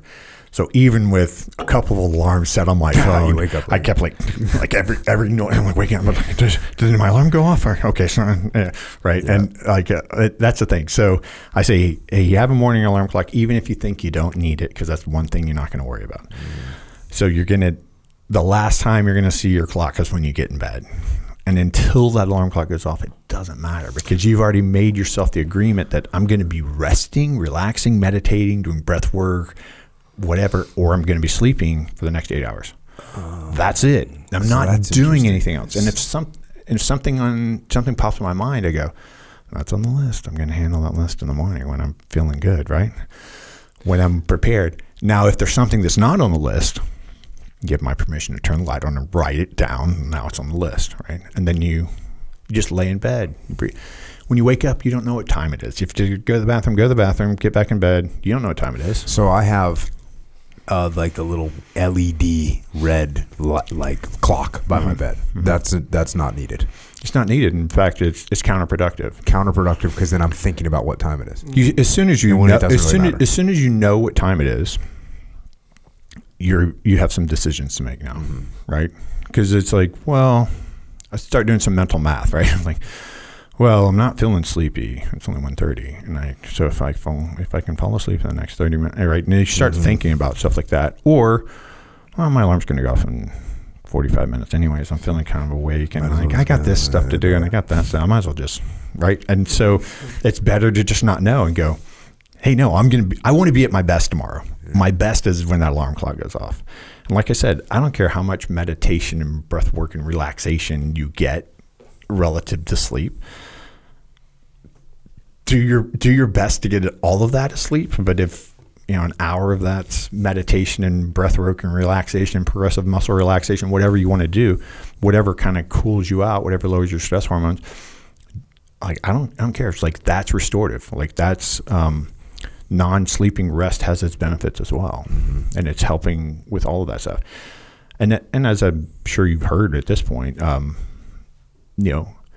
sleep regulates your appetite, right? So how hungry I am tomorrow is going to be determined by how well I sleep today. Also, what I crave. The only animal on this planet that sleep deprives itself is us. Other animals only do it if they're starving or they're being preyed upon. So if they're being stalked, they're only going to sleep the bare minimum. If they're starving, they're going to wake up earlier, go to sleep later, so they can travel further and find some food. So evolutionarily, it makes sense that we're wired the same way. So if we're not sleeping, our brain's like, oh, are we being stalked or are we starving? Which is it, right? And so I want to eat novel foods when I'm starving, so I'll eat anything, right? Like a green and orange donut. Yeah, let's eat that, right? Also, if I'm starving, what do I want? I want sugar for my brain, like right now, as much glucose as my brain can get. This is my brain's working off of glucose, right? I don't have an option there. Ketones can do some of it if you're really ketotic, but it's still majority glucose. And then if I'm starving, I want to store some fat, so I better eat some fat too, right? So what's a donut? Mm-hmm. It's fried sugar bread, right? And so like I get the fat and I get all of the glucose in me. So not only is it regulating how hungry I'm going to be, but what am I going to crave? And then the worst part is that it determines what my body does with what I eat, right? So I eat proteins, carbohydrates, and fats. Some of that's going to be stored as fats. Some of that's not going to be absorbed at all, and it's going to go out at waste. And some of that's going to be used as energy. It depends on how well I've slept and how my hormones are balanced. And so, one of the big jokes, especially on men, is that the fat that we think of as being fat, right? Not the fat around our organs and stuff, but like our subcutaneous fat, that has a lot of aromatase in it, the enzyme that converts testosterone from estrogen. And your brain uses estrogen as the measurement of how much testosterone you have. So if your estrogen's really high, your brain's like, oh, that's coming from testosterone, so our testosterone must be really high too. So we don't need to make as much testosterone now. And now you get more fat, and more of your testosterone becomes estrogen, and like it's this self-defeating spiral. Like it just keeps getting worse. Like now you're getting fatter because your hormones are low, but you're converting, like you have higher estrogen levels because more fat means a downward more, spiral. Yeah, and so now you're, it's the same thing of having high stress hormones because you're not sleeping. Well, now you can't sleep because you have high stress hormones, and now you're not going to get to sleep. So tomorrow you're going to have even more stress, and so you can't sleep because you have too much stress hormones, and you have too much stress hormones because you can't sleep. Same thing with estrogen, and then testosterone gets converted. It's like, well, you're not making as much testosterone because your estrogen levels are high, which leads to higher estrogen levels, which means lower testosterone level, and that's a self-defeating, self-propagating downward spiral. And so, like all of that stuff's non-negotiable, right? That's going to happen no matter how well you eat, no matter how well you control your stress and all that other stuff. So, and how much you exercise. And the other thing I tell people all the time, which is not popular at all, is that if you're sleep deprived, you shouldn't work out, right? Shouldn't exercise. I mean, you should move, you should do activity because there's benefit to that, but you shouldn't exercise with the intent of getting better at something, right? To get stronger or faster, more coordinated. Because like I said, like all of that's happening when you're asleep. All of that repair and actually getting better at anything is happening while you're asleep. I'm just going to plead the fifth over here on this. Yeah. I was going to ask you that, and I was like, I pretty much know what your answer's going to be, because there's people that have to make that decision. Like, am I better off tomorrow? Okay, I know I got to be at work by 8. I know it's a late night. It's 1 o'clock in the morning. My kid was awake, or whatever. It's midnight. My kid was awake. Do I get up and do the workout? Yeah. Or do I get an extra hour of sleep? Which is better? And you're just like, sleep all day. Sleep is the answer. To an extent. Like if sleep is going to prevent you from doing anything, any type of activity, then I'd find a happy medium on that. Mm-hmm. Like go every other day or split it in half or something like that, because you need the activity. There's a lot of benefits, and by activity I mean whatever, going on a walk, doing like some zone 2 type of cardio, doing some movement. Like you could do like movement drills or something like that, but like I wouldn't recommend rolling with somebody intensely and and not doing skill work, like actually fighting. Like I wouldn't do that if I'm sleep deprived. One, you're way more likely to get injured as well. Like there's a very, very clear correlation between how many hours you sleep and your risk of injury, and it's huge. It's substantial. It's the difference. There was a study done on high school students. The difference between 6 hours of sleep and 9 hours of sleep was like a 300% difference, right? So you're Of getting injured. Well, the dudes are spending 3 more hours in bed every day. Of course they ain't getting injured. You know what I mean? Like, well, he's getting injured in their sport. So like while they're doing their sport. Yeah. So we need to get our sleep. That's the. So here's something that's really interesting for your guys, for your when you're working with fighters, right? So, let's say I'm a great grappler and I'm going against a striker, and I want to, like, I have a camp and I'm like, whatever, 8 weeks to improve my boxing or whatever my striking is, and so so if I wanted to teach you something and I said, it's something you want to do, right? So I'm going to teach you how to type with your left hand or something, or play an instrument or something like that. And I say, hey, come in for an hour of training in the morning. Okay. And at the end of that hour, we see where you're at. We see where your skill level is. And then once you come back at 7 o'clock tonight, I'm going to retest you. When you come back at 7, you're going to be worse than you left training. If you go home and you go to sleep and you come back and test, you're going to be better than you left training because you're actually learning when you sleep. Interestingly, if I say, I'm going to teach you something this morning, I want you to take a nap today, and then come back and test at 7, you'll come back and test better than you left your training. And then when you go home and go to sleep, you're going to get better again. So if somebody could break their day and like have a midday nap, they could essentially get 2 days worth of training in a day. All fighters are doing that all the time. Yeah. I mean, like, that's what fighters do. Yeah. They're like, come train, go home, sleep. Come Right. train, go home, sleep. Right. Come train, go home and sleep for the Right. night. Yeah. That's like And that's like 2 days in football too, right? It's like a huge skill bump during those 2 weeks because all you're doing is sleeping and practicing. Like, that's it. It's like, it just seems like one long day. You're just like, I don't know, I slept, woke up and went to practice, and slept and woke up and went to practice. Because we would, like, because it's so damn hot where we were, like, 115 degrees in the summer. So like midday, they, sent us home. You go eat, you fall asleep for 2 hours, whatever, and then you go back to practice.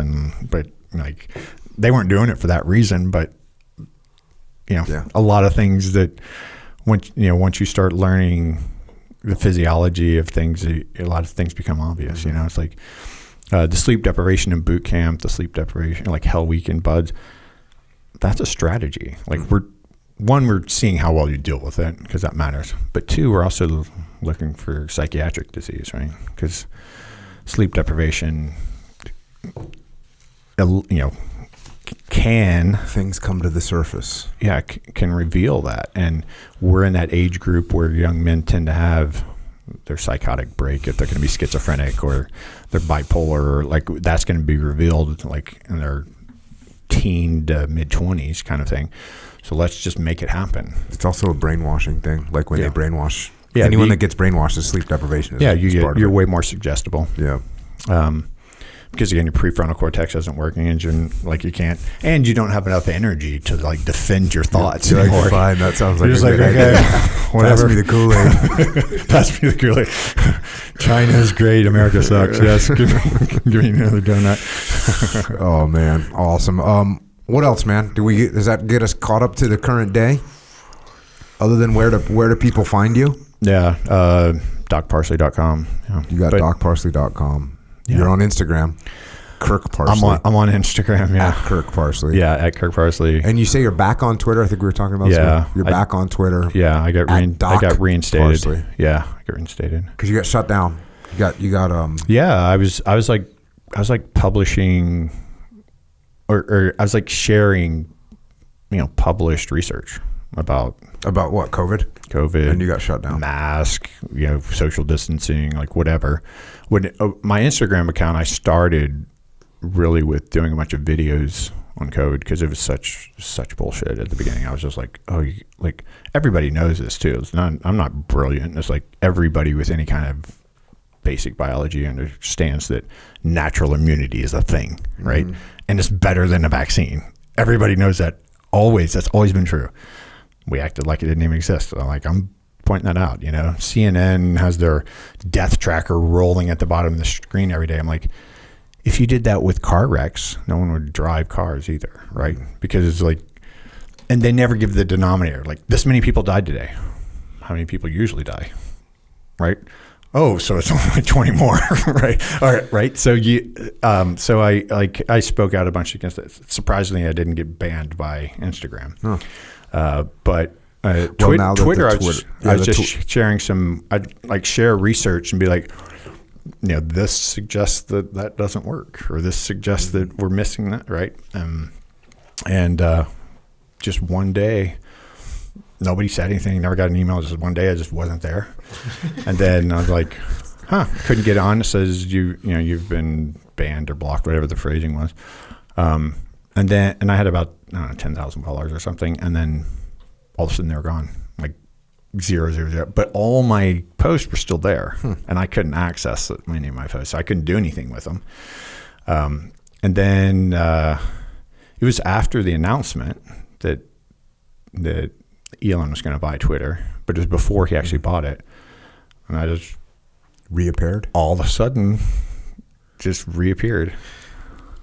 I got an email that time. It's like, that's so you've been crazy. reinstated. And I'm like, oh, okay. So that's where they can find it. And you can get your seat formula at docparsley.com if people want to order that. Yeah, we're going to do docparsley.com Jocko, though. Okay. Yeah. Cool. For your audiences.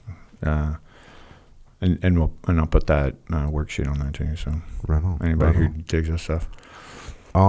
What else? Echo, you got any questions? Yeah, couple. So By the way, Echo is in full support of everything you say, like to the nth degree. This Oh, guy, yeah. rest is at the top of his list Yeah. for life. I'm telling you, right? You can't just. He's Hawaiian, though, right? Like, Yeah, in I mean, Hawaii, there's a very good it's the culture, man. robust rest culture. Yeah. Yeah, there you Very go. robust. So, okay, so the downregulating of receptors, is that kind of the whole explanation for tolerance of any drug? Like, Yeah. So the technical phrase for that is tachyphylaxis. Yeah, and that's really what that means. Essentially, there's some nuance to that, but that's an easy way to think about it. It's just it doesn't matter. It doesn't matter what's in your blood if it doesn't have a receptor, right? So you have to have a place to catch it. Both of those things are equal. So think of it like a lock and a key, right? Yeah. So like the keys maybe what's floating around in your bloodstream, but then the lock that fits that key is the receptor. And so if you don't have the receptors, it doesn't matter how many keys are floating around. yeah. And then different receptors can bind to like different stuff, right? Like, how you said, and you mentioned, I forget all the names, but a receptor made for a very specific thing a drug can be developed to be like, hey, it can bind to that receptor. And That's how most pharmacology is. So most pharmacology, most medicine, most biology it's really just descriptive, right? Like we figure out a way to see something or to measure something, and then we go, oh, this happens, and then that happens, and then we memorize the steps as though we now know something. It's like all you did is like put names to shit that was happening and memorize it. Like you're not, but then okay, so this molecule, we know when this molecule binds that, it does this. So we can like cut that out if that's a problem, or we can add something. Like we can have something bind that receptor that will do nothing, or we can have something bind that receptor that does better than whatever is going to bind it, right? And so that's really what pharmacology is mainly about, other than antibiotics, which is like a different category. But most drugs that have some effect on your physiology, that's how they're doing it. And then is catching up on sleep a thing? Yeah. So When you got some sleep, you got to catch up on them. Sometimes, yeah. Well, it actually, at first I was like, I heard that it is, then I heard that it isn't. And then you guys we're talking about like, hey, don't work out when you're sleep deprived. Like, bro, I'll work out sleep deprived. Sometimes have a great workout. Yeah. You ask me to do that the next day, bro, I'm dead. So I'll never do it. So like, I feel like I went into the bank a little bit, used some stress hormones, banged out a solid workout. Yeah. Caught up on some sleep, did my full recovery, and I'm good to go. Yeah. What was your original question? Is like catching up on that? Is that a thing, or am I kind of at a bigger loss because of that? So what I say about it is, like the reason that it takes 8 hours to recover from being awake for 16 hours is because you're essentially stripping yourself of resources and you're building up waste products, right? So every cell in your body is like a miniature version of you. What do you do? Like you're awake a certain portion of the day, you're asleep a certain portion of the day, you take in nutrients, you do work with that nutrients, and you create waste products, right? And your cell has to do all of that, right? And so your cells are producing waste products. A lot of that stuff isn't cleared out while you're awake. It has to be cleared out while you're asleep, especially in the brain. So if you don't do that, and let's say it's mildly toxic, so it's causing some inflammation, and then you don't get enough sleep, and especially like you stay up all night, well, now you're going through tomorrow and you're just building up more waste products, and so that's sort of damaging you.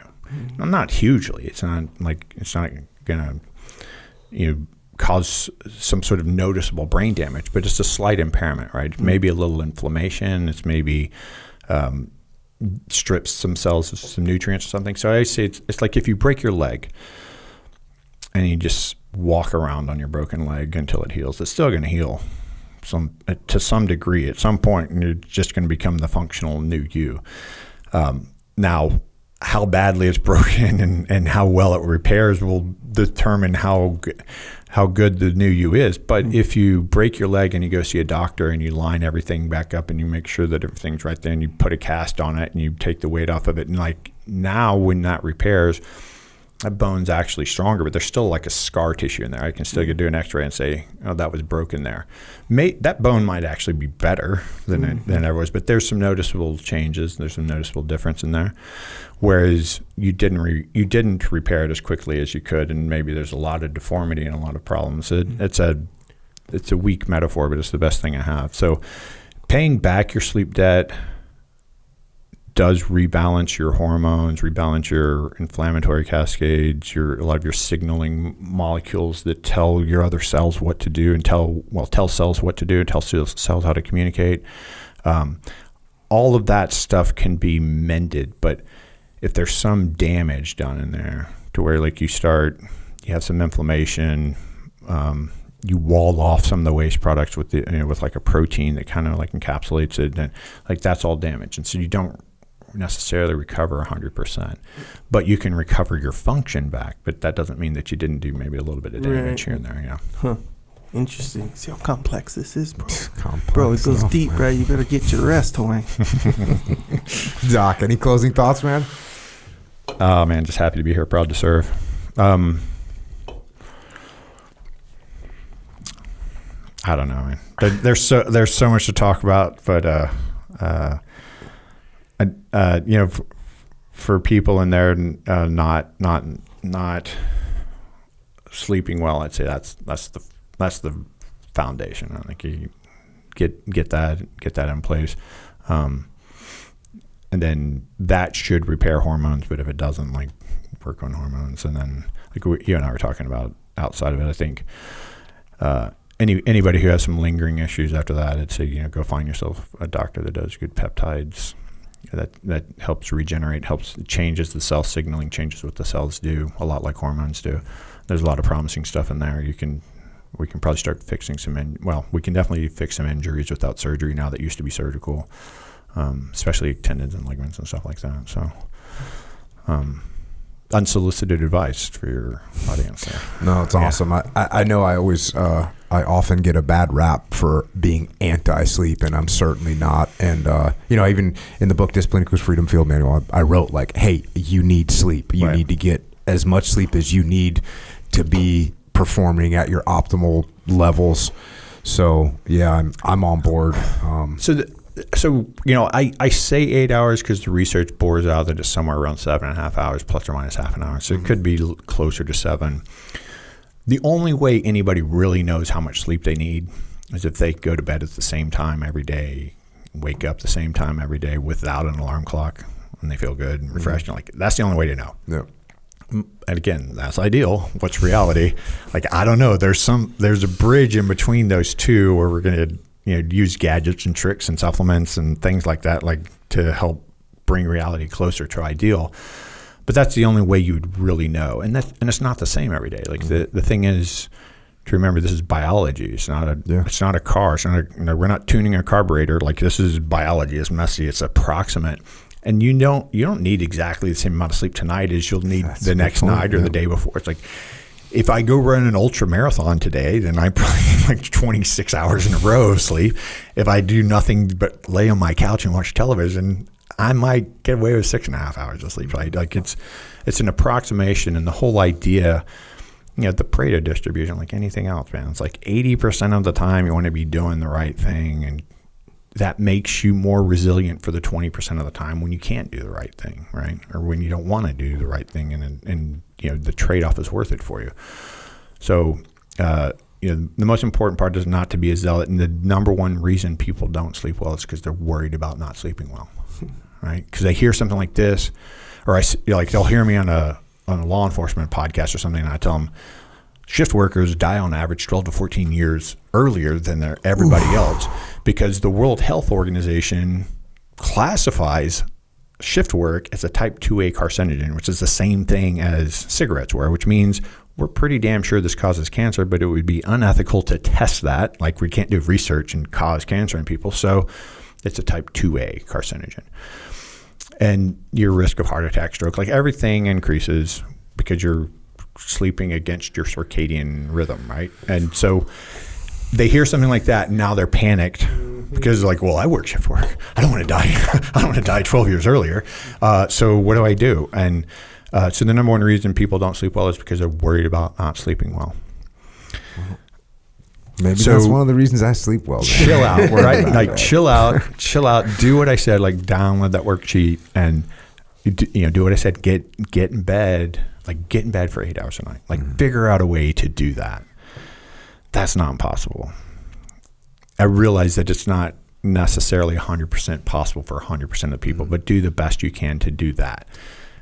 And let it be what it is. Like, you'll hear people say, "Oh, you can't go to sleep. Get up and get out of your bed." You don't want to associate your bed with not sleeping, and so then go sit in the living room and read a book or something, and then come back. And when you feel tired, and I don't agree. Like, I have not seen that work well.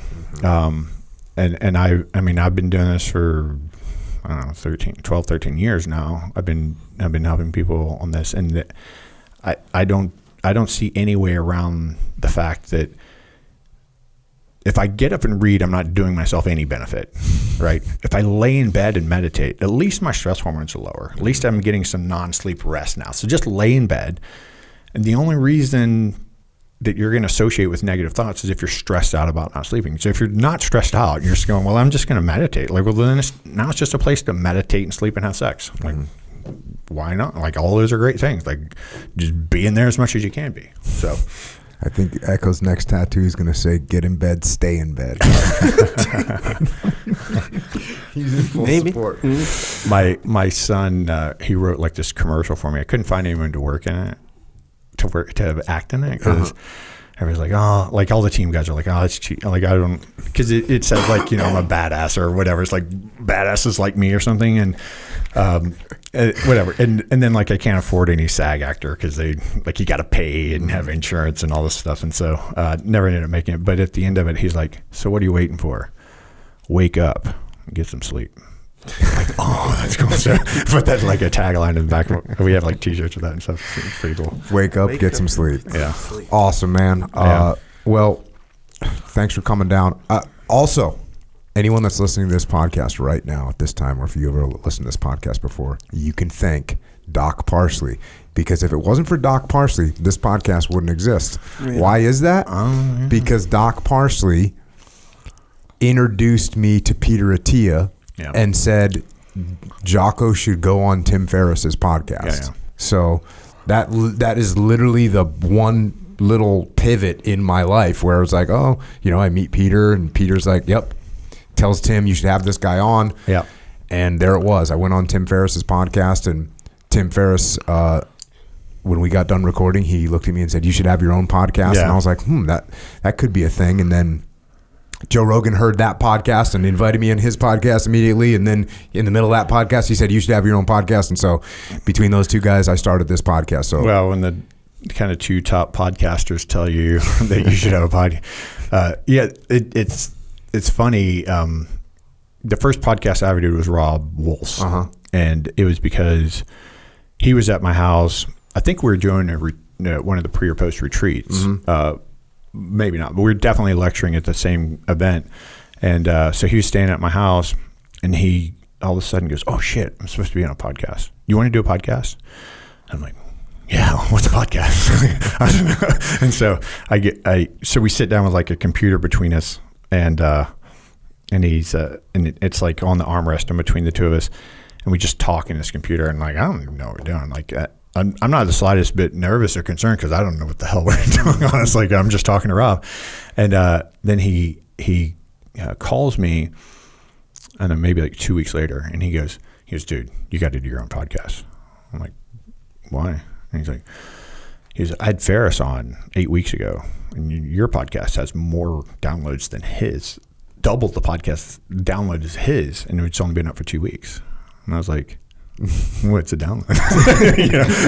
Anyway, so he tried to talk me into doing my own podcast, and I'm like, I don't know, like, what am I going to do? Podcast on sleep? Like, that doesn't seem sustainable. Like, you can't do 400 episodes on sleep. Like, maybe you can. Like, I don't know. and that's the only thing anybody knew me for back then. It's like, so. I think it would be cool because there's lots of people I'd like to talk to, but I don't have the work ethic and time to do it. I just like I travel so much, like I'd be scattered, like trying to compress doing 10 in a day or something. Like, I don't know. Like, it's more work than people think. It's a lot of work. It's a lot of work. Yeah. I think people don't realize what goes into it, but, well, like I said, if it wasn't for you introducing me to Peter and then to Tim. Well, I think you got to give yourself plenty of credit. I mean, lots of guys have been on this podcast and not done with you, Don. Like you. But yeah, we knew the Jocko legend would spread. Yeah. Well, I appreciated it, man. Yeah, and it's my pleasure. Yeah, thanks for coming down. Yeah, thanks for having me on. Obviously, thanks for your service. Thanks for what you did in the teams, holding the line, and especially for when you got done with the teams, coming back and taking care of the teams and the team guys. And thanks for what you're doing today to continue to take care of them and take care of other people, man. Appreciate it. Yeah, it's definitely my honor. Like, it truly is my favorite thing to do. If I could just work with SF guys, like I'd do that all day. Like, it's fun. Like, the community is just like, it's cool. It's cool guys to treat, and they're not fucking entitled little bitches that are going to call me every hour. So like they apologize for calling me once every 3 months. Be like, hey, I'm really sorry, but I ran out of meds like 6 weeks ago. So it's a great community, and like I said, the team's totally turned my life around. Like, there's no way I would have achieved 10% of what I've achieved in my life if I hadn't gone there first. So like, there's no amount of payback for that. It's like I'm indebted to that organization for the rest of my life. So yep, you and me both, man. Yeah, awesome. Thanks for coming out, bro. Yeah, thank you. With that, Kirk Parsley has left the building. Echo, probably your most beloved podcast you've heard. We'll say it's my cup of tea. It's your cup of tea. For sure. Talking about the fact that rest is important, as you like to say. Yeah. Right. He was talking, when you guys were talking about the fast twitch, slow twitch, and how like your intermediate twitch. Yeah. Bro, that was like, I never categorized, even though I understand. And so I was like him, where sprinting, cool. Yep. Even if I get in good shape, bro, I'll sprint all day as long as I get some rest between those sets, kind of a thing. But, bro, put me on the bike or running or something, bro, I feel like I'm suffering the whole time. I can still do it. And then even when I'm done, if I'm in normal shape or whatever, when I'm done, I don't feel super gassed. It's just that I'm suffering so much during the run. That's how I felt. And I wish I should have looked it up. I don't know we were going to cover that subject, but I remember reading an article and they had discovered this new like intermediate twitch muscles, and I was like, "That's me." And I felt like so good because it made sense. Oh, okay, because like I said, I was never winning any sprints and I was never winning any 14-mile runs, but on a rucksack where it's just like, hey, you got to put out for a long period of time and be a little bit strong. I was good at that. Grappling is the same. And by the way, my grappling. My physical genetics, they're good for a particular kind of grappling. Yeah. And it's actually, unfortunately for you, it's the kind of grappling that you and I do. Right? Like, you have the genetics for a 3-minute round or 2 3-minute rounds or something like this. Mm-hmm. I have good genetics for 38 minutes. Yeah. Well, and I would put it this way. You're good for 38 minutes going like putting on some heat. Yeah. Look, you're not exploding through No. stuff, which actually in jiu-jitsu, you should probably avoid exploding into and out of stuff. Unless for the it's most a part. 7-minute match, unless Yeah, it's yeah. 7 minutes. If it's a 7-minute match, I'm going to, you're getting the takedown. Like if you and I went if you and I did a tournament right now, a tournament match, 10 minutes would be problematic for you. Yes. So we couldn't even go black belt. We'd have to go like blue belt, like 5-minute or 6-minute match. You could win. You could win. Even, I would say more like a 3. Okay, 3-minute match you could win. 6-minute match probably going to be hurt. After that 4.5, 5. Yeah. It starts to take a toll. You could get like some kind of a takedown maybe, even though the problem with you trying to get a takedown on me is you would be too threatened by the guillotine and you'd probably not go for it and you'd probably lose. Yes, that's true. See, and now you're talking and this is not... I'm getting strategic on you though. Yes, which I respect. Which is what I would be doing anyways, by the way. Yeah, so which is a good point actually. So look, we're talking about jiu-jitsu here, right? Even though before we're talking about kind of like endurance and conditioning, whatever. So jiu-jitsu, the mental part of jiu-jitsu is way more important than the physical part of it, where like getting excited and like all these things and what I'm going to do, how much you know compared to how much I know, what you know about like all this stuff like is such a huge factor. So just keep that in mind. So we're just talking essentially like nuts to nuts. If me and my physical attributes and a given, or we'll say standard amount of jiu-jitsu knowledge versus you and your physical attributes versus the same amount of knowledge, just the physical attributes, it would be problematic for me anything after 4.5 minutes, I would say. That's if we were even on everything else. Yeah. Even on knowledge, basically. Yeah. Because we're both we're both like 225. Yeah. And we're both the same height. And so that's a pretty good even match. Yeah. But I just know more than you do. Yeah. But if we took that away and we were just you against me with the same brain, the same knowledge, you'd be good for a little bit of time. Actually, I could probably turn up the heat for a good 2.5 minutes and maybe get the better. But bro, that heaviness and that after a while, I'm like, bro, just kill me. Yeah, and I could survive 2.5 minutes pretty much with anything. So that makes sense when you're talking about the ruck, where like someone like me would be like, ruck, this is light. Do that for 10, 20, 30 minutes, bro. No ways, bro. I'm gonna want to take that thing off, like after a few minutes or whatever. But it'll feel light, then it'll get heavy real quick, and then an endurance guy, bro, that thing's gonna be heavy immediately. Too heavy for him. Yeah, and it's kind of too. Like I can jog pretty easily, even with a ruck. Even with a ruck that's like 75 pounds, I can jog, jog. Yeah. It's going to put a hurting on some guys that are a little bit smaller, you know what I mean? Yeah. Or that have so much endurance muscle. Yeah. So it made sense, man. And I'm thinking back to all my experiences where I'm suffering, you know? And again, it's not like I can't do it, but I feel like, bro, these guys running have to be suffering way less than this. Yeah, he trained for a couple of years and got worse at triathlon. That's crazy. So that is crazy. All right. But I know you liked it because we talked about rest. I know you're a proponent. Oh yeah, one of the best at resting. You're probably the best rester that I've ever known. Bro, I used to be. You know the kind where like you can fall asleep. What do you used to be? Well, now I'm a little bit spoiled. Where like, if someone has like if I go to a hotel bed and the pillow's not the right thickness, you know, like it'll change. Come on, bro. Or the bed is like kind of like the cheaper I don't bed. know this, bro. Oh yeah, because you stay in the luxury hotel. I understand. It's actually here's like a little thing I feel bad about sometimes. I'll go and do an event for somebody, and they'll put me in, the presidential suite, right? Oh, hell yeah. And then I'll come down in the morning like, how was the room? And I'm always like, oh, it was great, But in my mind, I literally do not care at all. Bro, remember the time? And I'm damn sure not going, well, the pillow was a little stiff or whatever it is you just said. It's too soft. No, okay, remember the time? It was you. Okay, you went somewhere, and you stayed at, I don't know, you didn't have a hotel or something, so you stayed at like Jamie's rental house. I don't know. So you stayed somewhere like at someone's like unoccupied house. And you didn't have any blankets or anything, so you got like a shower curtain. Oh, yeah. That wasn't Jamie's unoccupied house. That was? Yeah. Okay. Right, you told me that story, and this was like well into your career, so it's not like you were just roughing it. That was like a year ago. It was like last Actually, week. No, there's Jocko Live. It was 2020, just before. Bro, that story, of course, made me laugh, but bro, I was suffering with you mentally. I was like, bro, no pillow, and you're just battling through it like whatever. Bro, I couldn't have done it. Bro, I would have canceled the show. I would have canceled a shower curtain and a rug or something. I was like, bro, no way, bro. No way.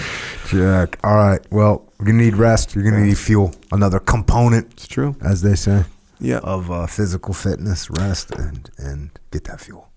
Exercise, rest, fuel. That's the 3 components for getting stronger. Yes, sir. So, Jocko, fuel. What do we got? Kind of everything now. Yeah. We have pretty much everything now. So we'll go discipline. That's an energy drink. New paradigm. All healthy. No, not healthy. All healthy. No sugar, no preservatives, no nothing. And tastes good. All upside. Yeah, all upside. Also, milk. That's the extra protein. And you need extra protein when you're trying to build. It's hard to get all the protein you need, by the way. Yeah. For real. Yeah. How much protein do you think you need? Well, I usually have 7 ounces of protein per pound of lean body ounces? mass. Damn, bro.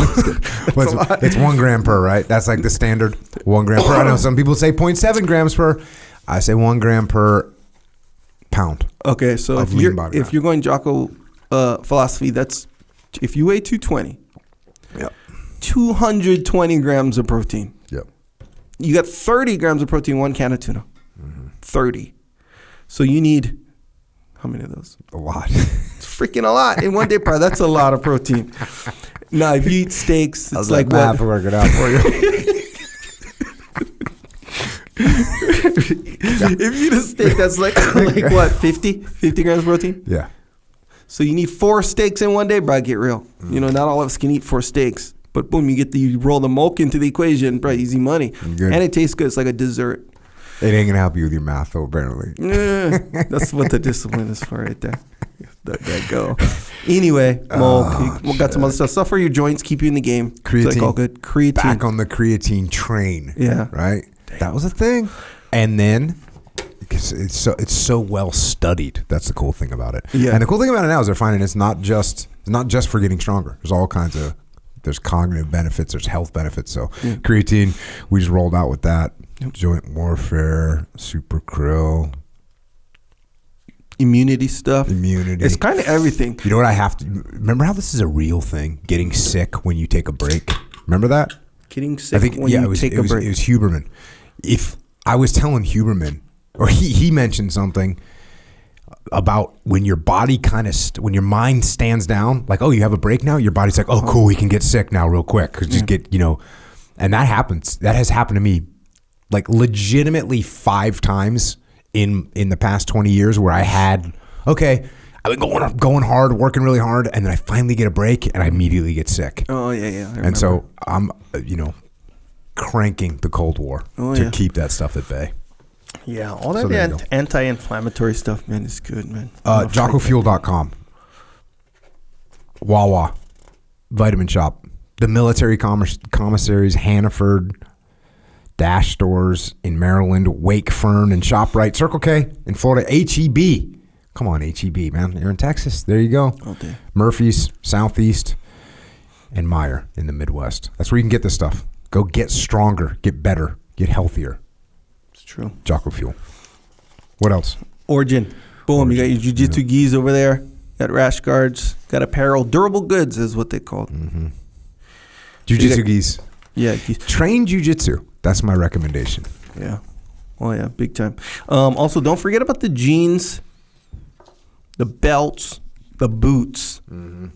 Don't forget about that kind of stuff. That stuff is like a big deal because nowadays it's hard to get the stuff that's made in America, but for real, made in America. From the dirt. Yeah. From its inception as a thought, it's made in America. Yeah. And when someone thought about it, it was in America. Yeah, it's true. So there you go. OriginUSA.com. Yep. Also, Jocko has a store. It's where you can buy the stuff to wear, to represent on this path. Discipline equals freedom. Good. Remember the concept of good. Mm-hmm. Right? You want to represent that all day. Hats, hoodies, all that stuff. Christmas is pretty much done. Yep. At this point. You missed it. It's okay. You didn't miss nothing. JockoStore.com. Also, we got the Shirt Locker, which is a subscription. Yeah. People like this. Yeah. People are representing hard on the Shirt Locker. Where, a little bit different designs. Always has to do with the path, though. Mm-hmm. Always. The designs always have to do with the path. Now, for you to understand, it's going to take some mental work but it's kind of fun. But anyway, a lot of people there's like it. reward to it. There's a reward to it. It's called the Shirt Locker. It's on jockostore.com. Is it fair to say that the Shirt Locker shirts can be heavily layered? Is that fair? Heavily layered. Yes, it is fair. Right on. Awesome. Subscribe to the podcast. Go to jockounderground.com. We're recording a couple of those today, $8.18 a month. That way we have our own platform. You can see what's going on with platforms right now. They're people getting banned, some people not getting banned, people are turning from this, turning to that. It's mayhem out there. Yeah. So that's why we have our own platform, jockounderground.com. We own it. We totally control it, which is nice. So if you can't afford $8.18 a month, just email assistance@jockounderground.com. We'll take care of it because I want you to be free. We want to be free. Sure. Yeah. We want you to be free. So there you go. YouTube channel, Psychological Warfare, flipsidecanvas.com. We got a bunch of books. Check out jockopublishing.com. Get Only Cry for the Living. Get Final Spin. All the other books I've written. Get them. Echelon Front Leadership Consultancy. If you need help in your organization, go to echelonfront.com. We have some events coming up. Orlando, Florida, April 3 to 5. 2023 in Dallas, October 18th through the 20th, 2023. FTX Council Battlefield about. We did those Civil War podcasts, Civil War excursions, and those things are now selling out. So, just if you want to go to Battlefield, go and sign up for Battlefield. Either come to Gettysburg and check it out, or Little Bighorn. Very awesome events. We have online training platform called Extreme Ownership Academy, extremeownership.com. This is leadership and life lessons that you can learn online. So check that out, extremeownership.com. And if you want to help service members, active and retired, you want to help their families, Gold Star families, check out Mark Lee's mom, Mama Lee. She's got a charity organization. And if you want to donate or you want to get involved, go to americasmightywarriors.org. Also, don't forget about Micah Fink taking veterans out into the wilderness, heroesandhorses.org. And if you want to connect with us, well, remember, you got Doc Parsley. He's on the interwebs, docparsley.com. He's got Instagram, Kirk Parsley. He's got Twitter, Doc Parsley. And for us, Echo, is that Echo Charles? He's back on Twitter, by the way. Mm-hmm. Are you engaging? Sparsely. Okay. But yeah, I'm going to engage more, I think. I hope. I'm going to try. Maybe. Well, anyways, I guess it's not really worth following Echo Charles on Twitter if he's got that kind of attitude. I'm on Twitter. I'm on Facebook. I'm on the Instagram. Echo Charles on all those things too. Echo's at Echo Charles. I'm at Jocko Willink. Watch out for the algorithm. It'll get you. Thanks to Doc Parsley for what he's doing and what he has done. And thanks to the people out there in uniform pushing your body to the breaking point to protect our great nation. That's what Doc was talking about. You do that job, whatever you're doing in uniform, and you're sacrificing your body to protect the country. So we thank you all for what you do, everyone in uniform. And the same goes for police and law enforcement, firefighters, paramedics, EMTs, dispatchers, correctional officers, border patrol, Secret Service, all first responders. You heard what Doc said about shift work when you're staying up opposite hours, and every one of those jobs I just mentioned, you all do that. You also sacrifice your bodies to keep us safe. So thank you for what you all do every day. And everyone else out there, yeah, look, you got to push hard, but you do need to get rest. You do need to recover. That is critical for growth and for health. That being said, just do me a favor. Don't lie to yourself. Because there's some people that are going to take this and run with it. They're going to make rest the priority of their existence. And I'm not saying don't rest. Rest. You heard me. You heard Doc. You heard Echo Charles chiming in. But when it's time to get up, get up. And use the day to make yourself tired so you can sleep well. And the way you make yourself tired is, of course, by going out there and getting after it. And until next time, this is Echo and Jocko